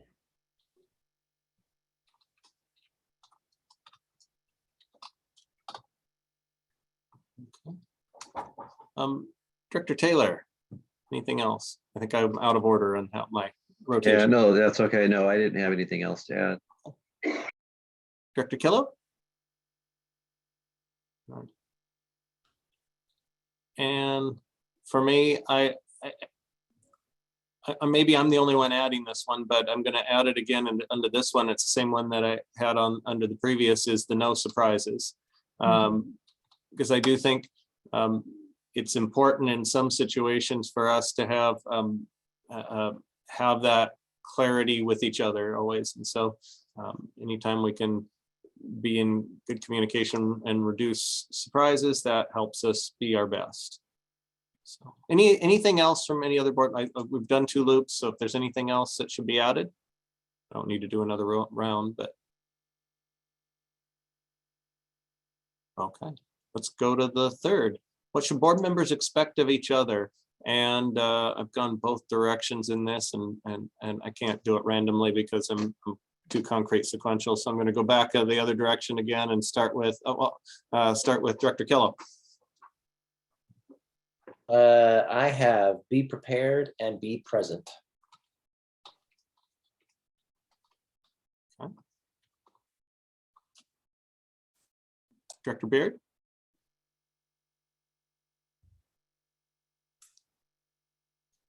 I had a really, not dumb ones, but they're not very, I have trust. I mean, it's not, trust isn't dumb, but like there's like nothing more than that. Okay. Director Kaikkonen. So I only have one, and it's along the notion of honoring decisions made in meetings, in public meetings, as the collective board as a whole, and recognizing that that is the decision until next time, like essentially not undermining decisions in between meetings. And when there's a plan and a decision and a way forward, recognizing that all of that happens along the lines of within our collective whole.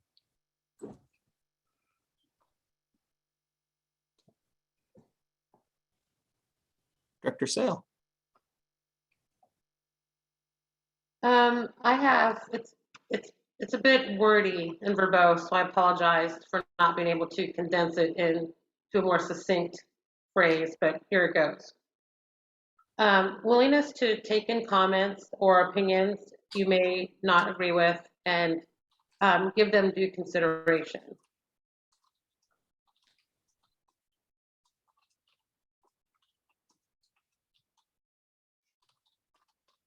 Capture that? Yes. Perfect. Okay. Thank you.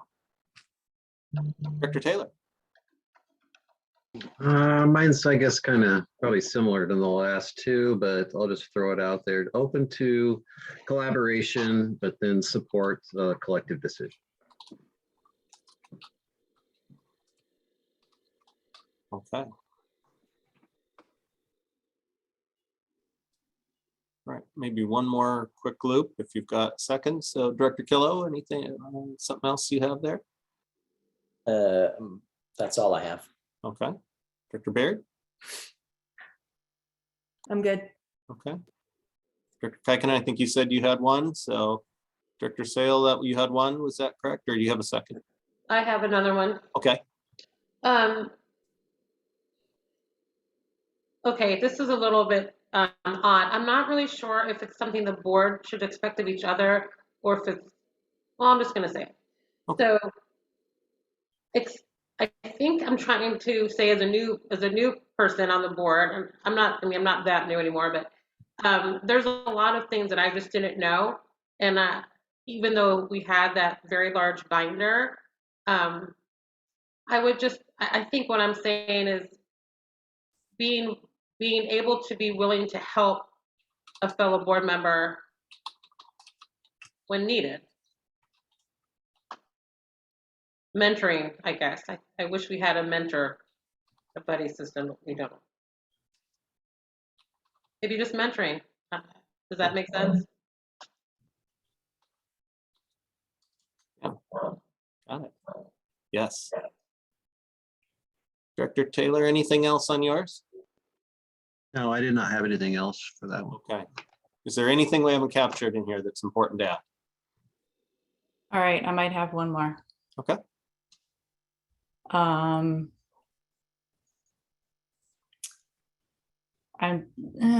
just kind of speak to it and hopefully you can interpret. I'm thinking about the tasks and responsibilities that come along with being a board member, specific tasks that can be very time consuming, particularly when we're asked to serve on committees and whatnot. So some sense of, this is probably too direct, but everyone pulling their weight and contributing by serving on committees and, you know, doing all, trying to make sure to, you know, attribute that equally. So there isn't the same person that is always having to volunteer for everything because no one else will do it, that sort of thing. So Like parity with the workload. Mm-hmm. Yeah, everyone, yeah, sharing responsibility for service of all board functions that, yeah.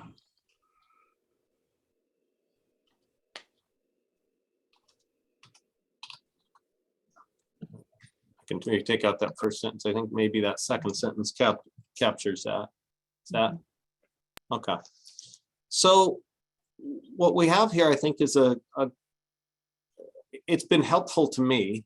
I appreciate the exercise and the list, and what I think I can do is now I'll follow up and I'll try to make this look a little nicer. And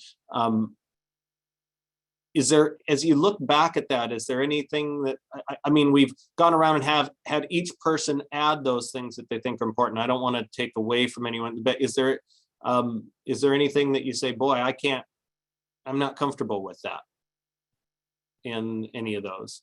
You say, I don't think that should be, or that we should have discussion about. I don't think there's anything there I'm uncomfortable with. I am worried though that we're not getting everything. Okay. And I know we're not going to try to get that tonight. So what I want to say is that we'll kind of maybe build on this. I know as most people remember, I kind of came up with some protocols around the meetings, being a little more formal, and then kind of how we develop our agendas to help people understand that. So I think those are great operational. These are great as far as kind of operating guidelines. I think there's might be a layer where we're missing as well too, and Lori kind of hit on it too in that mentoring and I think what it is just policy work and figuring these out, going through our policies and maybe tying some procedures to those as well too. So I think I like this, but I know we're missing things as well too, and I don't want people to think we're going to lose track of those. When we get to that, I'm not exactly sure, but I think there's another layer here we can explore. So that was just kind of my thoughts. I know it's not exactly what you asked for, Sean. Okay. Very good. Anything else before we move on? Thoughts around it? Oh, I want to maybe add something to what board members should expect of each other is that we would hold each other accountable to these expectations.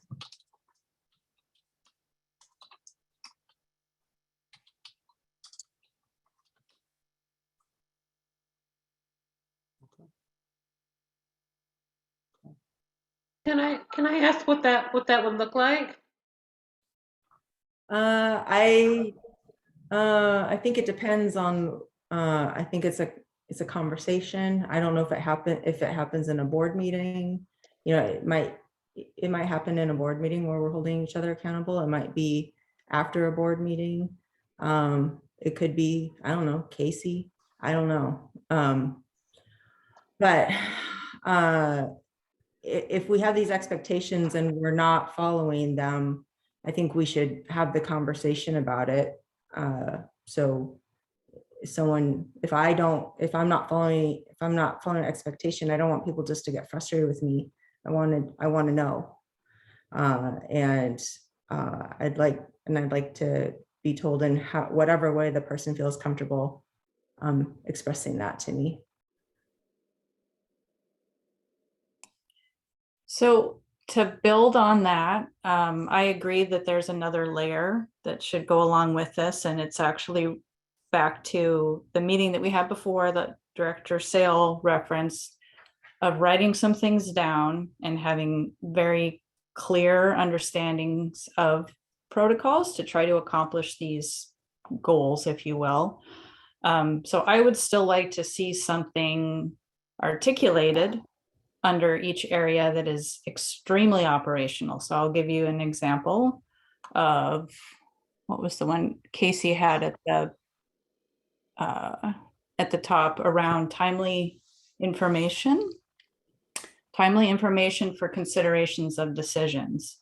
So what I would like to see as an operating protocol is a clear articulation of, for example, if there's a business meeting on a Thursday, that the previous Tuesday, the superintendent and the board chair collectively come together and draft the agenda. That agenda is sent to the entire board no later than that Friday. And then the board will have the opportunity to weigh in. And do you remember when we had this conversation about, you know, at the very beginning when Director Taylor came in as the, you know, so again, formalize types of operating protocols that will help us to operate within these areas. Because if we have something very specific like that, and for example, we've laid that out and it's a Wednesday, we have a board meeting on that Thursday and we haven't received the agenda and had a chance to weigh in, that's a big problem. And then it starts going into trust and all sorts of issues like that. And so that would help us to be accountable. That would help us to hold each other accountable, as if we had some clear articulation about what some of these things mean. Because some of them, I don't really know how we would hold each other accountable to. So. Are you talking about the not just the agenda, but the materials that go with the agenda? Is that what you're, okay, presentations. When I hear agenda, I just hear the one-page agenda, which does get sent out on Friday, but you're also speaking to the materials that we're going to be, okay. Just to be clear. Yep. And so what that will, I mean, what that means is that there has to be a difference in planning level. So, you know, if you know a month ahead of time, we're going to have this topic of conversation, then if we have that clearly articulated, that slide decks will be made available by that specific date, then you know, superintendent, how long you have to plan, and that slide deck will be done, versus we're going to wait until the last minute to have the most up-to-date information, and then we're not prepared to be able to, you know, have the decision and the discussion. But the agenda is part of it as well, because even just the ability to weigh in on the agenda, you know, that does have to be built in as well. So again, I'd like to see that formalized. I'd like to see that written out. And this is probably something that board chair and superintendent could work through sort of offline.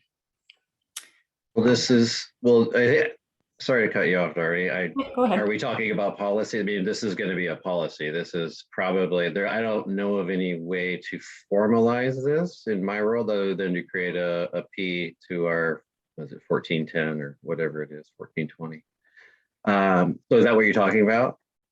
I mean, it's okay to say yes. I mean, I think that's where I mean, I don't know, I guess my answer is I don't know what else we're doing other than, you know, writing something down and Mhm. and maybe putting it up on the website, which I guess is okay.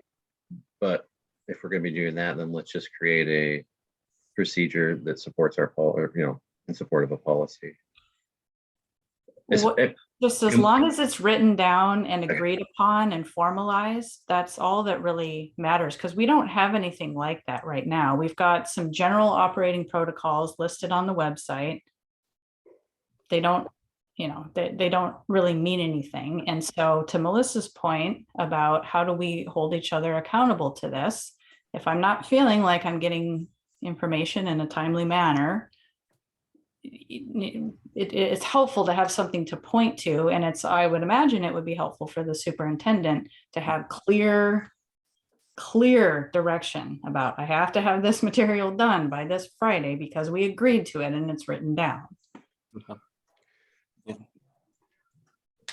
I can support that, Darby. That seems fair. We'll probably need a little bit of time to develop that, I think. And I think it's obviously something we would build on over time. There's a few easy, you know, whatever they call it, low hanging fruit. We can grab a couple of those and do that. I think the agenda is a great one as well, too, that throws that out there. But yeah, let's plan maybe to bring that forward as a policy, Sean. Is that something that we can Yeah, do? And then how's that, is that appropriate? Is that going to be you, Sean, or myself, or Mr. Batstone, or? I think we can co-create that. I Okay. think based on the discussion that we had before, and I know I have the notes from that discussion and where we were, but I may want to revisit, make sure we've got a timeline that works. But whether that becomes a procedure, you know, as you say a 1410P, I got to remember the policy number that would fit under for the order of business. There is a policy on agenda development. I don't know if it has a procedure. We could make that a procedure, or we certainly could. It can be something that we start with as a practice and post to the website, say this is how we're going to do it. It sounds like whether it is procedure, a district procedure, or whether it is a posted, this is how we do business and can adjust, is maybe less important. That we have it in writing and a clear agreement, and that we follow that and practice it, and then revise it if it's not meeting our needs. Okay, yeah, and I think this will help blaze some trails for us too in this area, and the next one and the next one will be that much easier to build on too. So. And correct me if that doesn't align with what you're thinking. No, I think that does. Darby, does that kind of fairly represent your concerns and how maybe we should move forward? Slight nod. Yeah, there's, you know, it's interesting because we have policies, like we have the board member code of ethics, and so that, I mean, that's a policy and it includes some of these things, but then some of these things don't need to be so formalized because you know, when you write something like send the agenda by Friday into a policy, that, you know, so I think, like you said, there's options for how to address it. How much to formalize it? Okay. All right, we can be flexible there. Well, from that, maybe a segue, just I thought it would be good to review back to what is up on that website and what we say, and say, do we all feel comfortable that that reflects what, is there anything that we see a big needed revision? So I have most of that in some slides here that I'll take us through, and just briefly. So if you haven't had a chance to see this in a while, so forgive me for reading this slide, but it's mostly, this is introductory. Board members are committed to serving the students, parents, and community members, and to providing a high quality public education. To achieve this goal, the board has established operating protocols to govern its role and actions at meetings. This comes off our website. It's what we say, here's what we do. The board feels the operating protocols will help enhance the effectiveness and efficiency of board meetings while maintaining mutual respect and opportunities for sharing diverse viewpoints. The board believes that the success of Tumwater School District depends on a shared vision among its members, staff, parents, students, and communities. So as you're going through this, hopefully you'll see some things that we've talked about, or that we put in some of those. And when we talk about, so if it's out of alignment, then it's time for us to say this maybe doesn't fit. So that's introductory. As you see that, I know this is just very general and maybe broad concept, but anything there that you have a concern about in terms of how that's put? Then we'll get to. Well, this is referencing board meetings. Yeah, this this really does operating protocols. And so let's look, and so keep that in your, let's keep that in mind as we go to the next pages and see, does it all flow? I know I couldn't put this all on one page without it being unreadable, so I've got it on multiple slides. So so it then gets into what the board has in terms of responsibilities: planning, policy making, and communication, advocating for the children and families of our district, focusing on the best interests of students, advocating for quality public education, reviewing all agenda material and coming prepared for each meeting, taking action only as a group at regular or called board meetings. Board members shall not act privately on behalf of the board, keeping confidential any issues discussed in executive session, and attending all board functions unless excused. So a couple of those are so those are reiterating some general expectations for board members. As you look at all that, I know we can go back to that last list, but is there anything that you would say this shouldn't be listed as one of our responsibilities, or this is off and needs to be revised, or something added that would be important as a part of that? I just had the last one, the word functions concerns me a little bit, unless excused. I could hold meetings unless excused, makes more sense, but functions is, Okay. the walkthrough today, for example, there's, Yes. Yeah. a lot of, but a regular work session or a board meeting, obviously, we would want some notification. So I don't know if we change that or if it's worth doing, but that was just fine. That's a good Slight feedback. I know this board does a very good job in attending whatever functions they can, and our district has been more than gracious in inviting us to all kinds of events. So I would say I've never worked with a board that was more consistent in their attendance at all meetings. You guys are amazing at being there, and maybe it's partially because we get this opportunity to do virtual now as opposed to just in person, but you guys really do attend very consistently our meetings. So thank you for that. And I know that's not easy. You're all very busy people.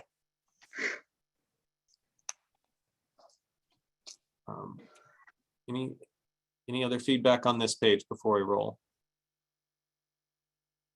And you can look at this and we can get, if there's feedback later, but I just thought we haven't gone over this in a while, and to look back at it and see if it reflects our thinking still. There's a set of expectations around cooperation, and that is work with other board members, the superintendent and staff, striving for teamwork, be respectful of each other and our right to differing opinions, avoid interrupting fellow board members, limit our comments on a specific item to 3 minutes at a time, focus on the issue on the table, strive for consensus to the extent possible, and be respectful and they have understanding, in parentheses, of all board decisions regardless of how we voted. And this gets back maybe into that third question a bit that you were just providing feedback on, and I know we don't have that right. I don't have that on the screen side by side with it, but is there anything there that you either can't support or think this is off or needs to be revised? You need to remove the specific item to 3 minutes. We talked about this in our previous board operating protocols, and that just doesn't really make any sense to me. Oops. Apologize. it is a strange number to come up with. Oftentimes people don't even go 3 minutes. I prefer more of the, try to keep limit it to 2 times to speaking, if that's just a sentence or 2, or you got something you got to get out. I'd rather see a number of times versus a number of minutes, but I don't know if we want to write anything down in that manner. Okay. Get more feedback from others here. That might be a better way to do it, of making sure other people have had a chance to speak before you speak again on a topic. That's and in one of our meetings, I knew, and I can't remember the topic, but I knew we'd at least, each board member had at least once to say something about it. So I was keeping track and kind of a tally and making, you guys did a great job of letting each other speak, so I didn't have to worry about it at all. But I do like that, you can limit it to 2 times per topic. But I say try, so I don't want to be hard on it or anything and say you're in violation of this protocol. It's more of a guideline, and unless it becomes an issue, I'd like to keep it as flexible as we could, but still with some, ideas of here's what's best. Maybe it's just be mindful of. That's exactly what it is, Melissa. It is Yeah. mindful, yeah. So it's So there's no rule. It's just, we just want everyone to be mindful of how much they're speaking or how much other people are not speaking. so be mindful of allowing all members to be heard. Yeah, that's probably, yeah. Any other feedback from anyone on that? Scott or Lori, or I'm sorry, Director Killauer, Director Sale?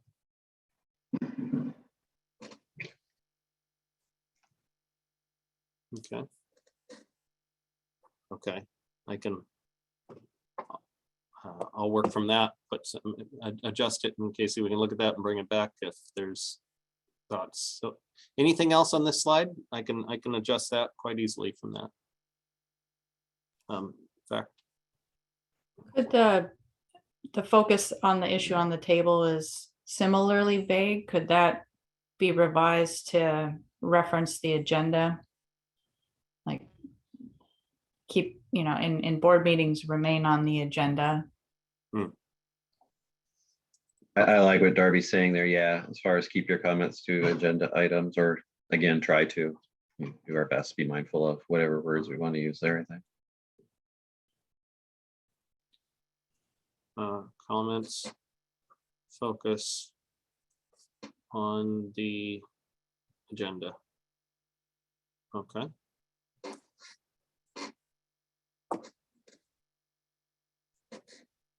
All right. That works. Anything else there before we move on?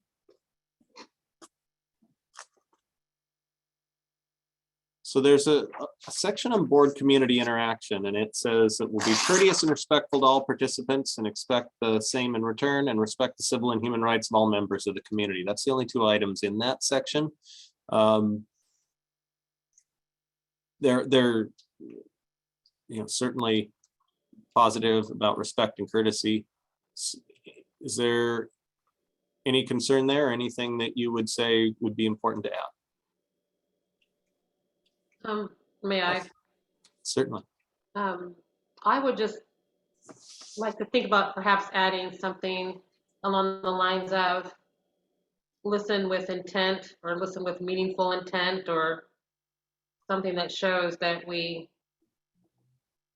are engaged in listening, valuing all comments, something like that. Listen with meaningful engagement. I like the word engagement that you that used there. So, okay. All right. Perfect. All right. Anything else before I move on? All right. And then finally, objectivity, I think was the last of those.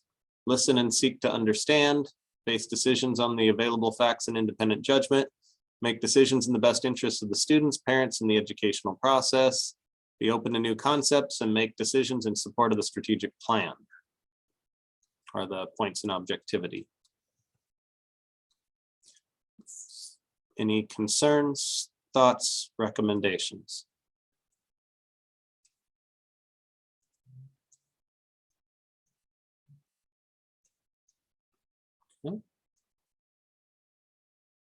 Don't want a short wait time, but also want to move forward as we. Well, those look pretty good to me, Sean. Good. All right.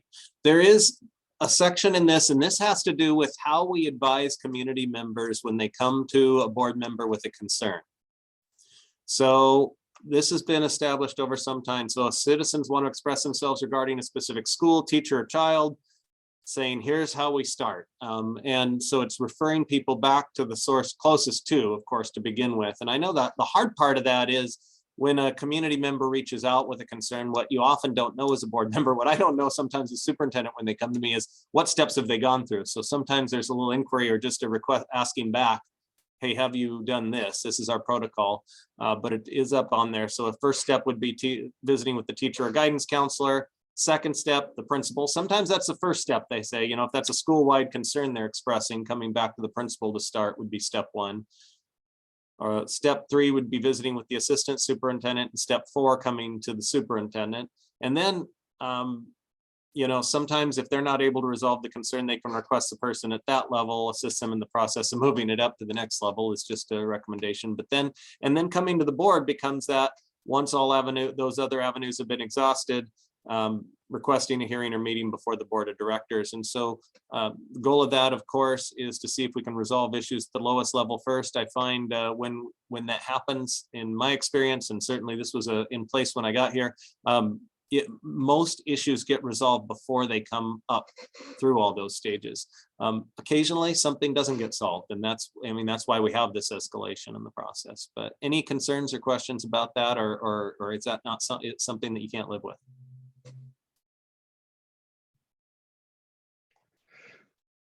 I can live with this. I've memorized it. I've used it. All right, very good. And I think that also helps filter so that the things that do come to the board and do come at each level of that are the issues that really couldn't be resolved at the lower level.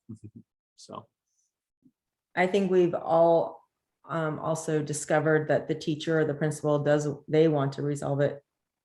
Also, they don't want us to have to resolve. I mean, they want to help the families. So, but I think we should recognize that sometimes families they come from a place where that may not be the best way. And so I think we should honor the fact that if they don't feel comfortable going to the teacher or principal first off, that we should realize that they may have a block, or they may have had a poor experience in another system.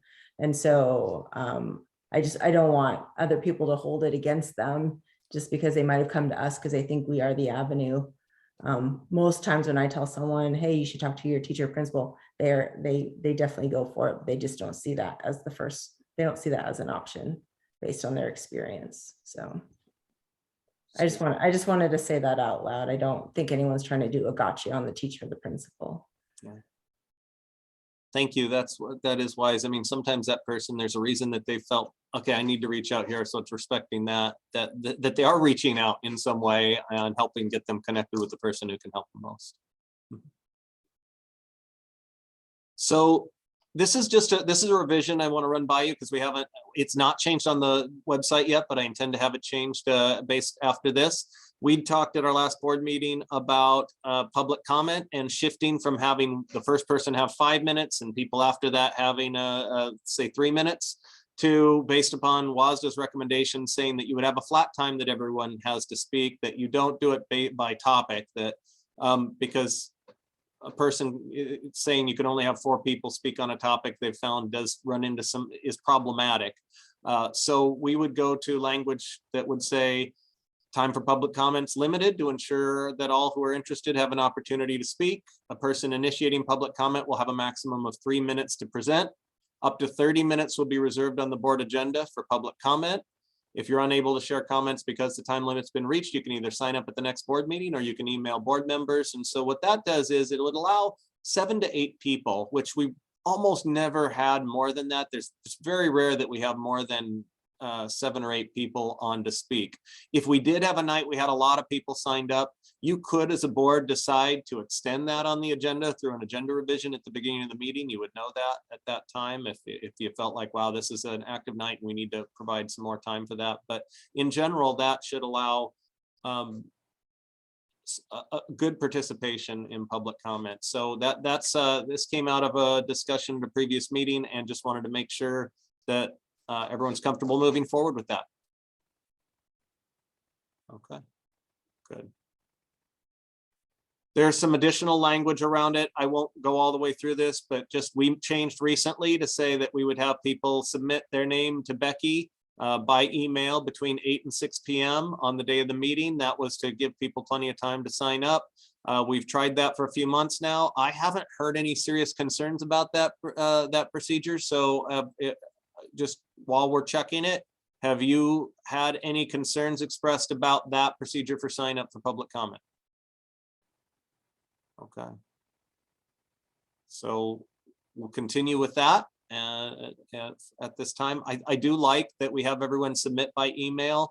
If we ever had someone who had difficulty with submitting by email, we have people in the boardroom who can help with that before the meeting. So, and it does say, since it's not a time for dialogue, the board might not respond immediately to comments, but may instead ask the superintendent to research the issue, respond to any questions individually at a later time. We do have a process for me to come back at the next board meeting and share the follow-up that's taken place on previous public comment. With a 30-minute limit on that, that becomes pretty important too, especially if we have a number of people signed up, that we don't get into a dialogue because we might keep others from speaking. And what was at the WASDA conference, at the law conference I went to, the thing they said makes that really important is when people speak at a public meeting, they may be speaking on items that aren't on our agenda, of course.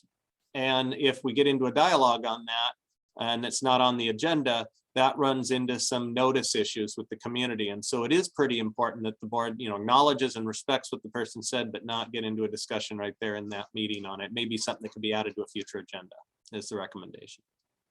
So that comes back to our discussion around having a good process for our agenda development that we'll keep working on. And then there's a section just about contacting board members through email. And it generally says we have a link where that has your emails that certainly board members will discuss citizen concerns with the appropriate staff person. This is particularly regarding policy, boundaries, finances, or responsibilities of the board. Those things that aren't a school or a concern, it is recommending that they reach out to you through that. So there it is. That's what's up on there in terms of operating protocols. So thank you for going through that. I've got a couple of notes on functions to meetings, a change, being mindful of allowing all members to speak and be heard in terms of board operating together, and keeping comments focused on the agenda. So a few revisions I'll make in language on there based upon our discussion. I will write up what we all shared tonight in terms of those 3 questions, and we'll work on continuing to refine that into something that that we make actionable. I like, as Darby was saying, what does that look like in practice, as opposed to we've got these concepts, now let's keep getting cleaner on how we employ them to strengthen how we all work together. I appreciate it. So, and I don't know if we'll remember this, but maybe if we review these, maybe what the next level is what Darby was talking about, was kind of defining what these mean, because I'm really clear what they are to me, and I just, realizing other people may not have that same understanding. So, in terms of accountability, that would be important to do. And I don't know when we would do that, but just something I thought about. Yeah. So what's interesting is we've engaged in this work in the past. As we said, we've had Dr. Anderson come and work with us some. Here we've gone through this activity, and what does it mean to move forward, not feel like we're rehashing the same thing? I really appreciate Director Sale, what you're saying there is I don't want to be in this constant loop of doing the same thing and then maybe it not leading us to next steps. So so we'll take that back and think about how do we now provide the opportunity to go deeper where we need to, but not keep circling back. I think that's got to be our work next. And we've talked about connecting with WASDA about having someone come in and work with us that may be able to help us go into a new area here. But we want to keep, there's this balance in our work of focusing on the work, which is really important right now because we have a lot to do, and also continuing to work on our process. How do we work together effectively? And we want to make sure that we continue to strengthen in both areas. So. I assume one of the goals is to build trust amongst ourselves. Yeah. Right? Is that I assume that's why we're doing this. I think so. I think these conversations help us understand each other, understand what we value, and also it helps me understand what I need to be doing to be the superintendent you want me to be, and for me to share with you, here's what I need in order to follow through on the things that I know are important to the board. And if we keep working together on that and clarifying that and getting better on our processes, I think that will make us a better team. Hopefully it will result in you seeing from me what you need to be to feel confident in the moves we're making as a district. And for me, I'll have clarity around what I should be doing to meet your expectations. I also wanted to add one quick thing, in that these type of things, why we're doing this, I kind of answer Melissa's questions. This is what high performing boards and highly effective boards do. And as I mentioned before, I don't like to compare myself to other school districts, but I do like to compare ourselves to high performing boards. So I'm hoping we can work through the process and we'll be better because of it. So speaking of next steps, can we have a definitive outcome of what our next step will be? Like specifically, will we come back and take a look at that draft at our next work session? Will that be an interim email? How do we make sure this doesn't just get swept away again? So I can send what I create out of this, the documents I have, certainly we can review so that you see what changes have been made out of that. Now that would just be sharing information, of course. If you want to have further discussion on it, then if there's things that you say, wow, that we need, so as far we could come back at the next work session for additional discussion and any of those topics that you see as needing to dig in. I think what the changes in the operating protocols are technical changes that I'll be able to make and hopefully reflect what you saw. So if I send that out, you should, if someone felt like, wow, that isn't what we discussed, then we can come back to that. If on the 3 questions, that there may be some additional work to do. And coming back to the next board meeting, I don't want to communicate a vision for that right now without having the chance to process that with our board president, vice president. But I think it does make sense for us to come back and have perhaps next steps. And Director Sale, you have thoughts on that, perhaps? Yeah, thank you so much, Superintendent Dodson. I just want to make sure that, you have the time to do these things. We just, circling back to the timeline we just saw about the budget and teaching, to teachers and the staff and having to make reduction in force. There's a lot of things that need to happen that you're busy with. And while I do welcome a discussion on all of these things, as I said earlier in this conversation, I'm also looking to see more discussion around our actual operating protocols. For instance, there's nothing that says that describes how we even hold our own elections in our operating protocols. There's nothing that says exact procedure and how you call an executive session. Those things I think are necessary to have explained on a public-facing website. It's very nebulous. But I am concerned that this is a task that you will not have a lot of time for. And considering we're all on the board for at least the next 3 years together, maybe this is something that could have been better put to us, maybe perhaps in the start of in the end of the school year. But I respect and understand why it's being done. I'm just questioning the timeliness of it. That's all.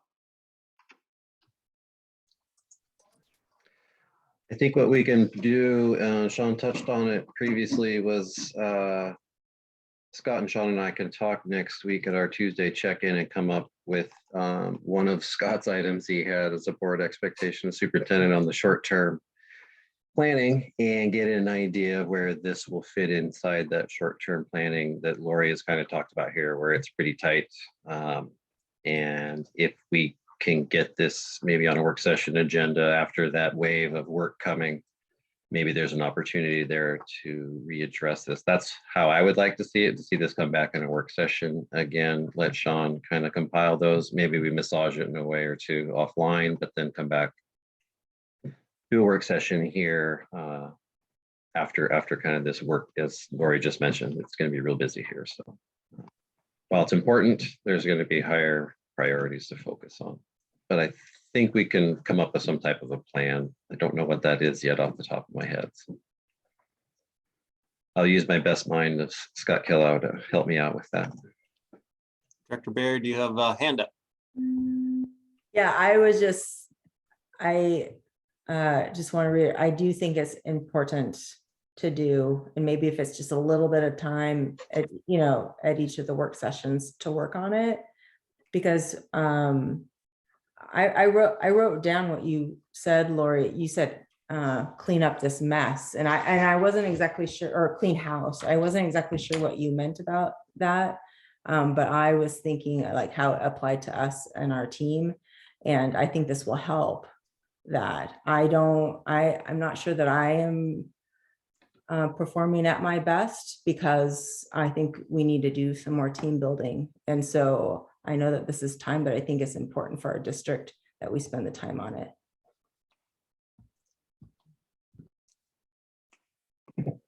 Well, thank you. I think that you're struggling with the challenge of very busy people in the middle of a very difficult time, as we're dealing with tough budget decisions. We're dealing with a pandemic. We're dealing with a lot of urgency in a lot of areas, and then trying to balance that against this work on how we operate together. And so it's a very valid conversation. I appreciate all the perspectives you shared. So we will keep working on out of this, how to balance those two things, and how to use our time effectively toward both ends. So with that, we're approaching 8 o'clock, and we have completed the work that we had planned for tonight. I would turn back over to Director Taylor unless there's anything else to close. Great, thank you, Sean. That is all we have for tonight. So now we will go into executive session. At the end of executive session, is this right, Sean? We will come out and call the meeting. Yeah, so we'll actually reopen this link just to end the meeting, basically, yes, just to adjourn, but there'll be no action. So if you're attendee, we'll have to end this link to go into a separate link for executive session, because Zoom webinars don't allow us to go into a breakout room. But then we'll have to reopen this link at the time. Sean, yes. He'll need to say what executive session is for. Sorry, yes, thank you. Yep.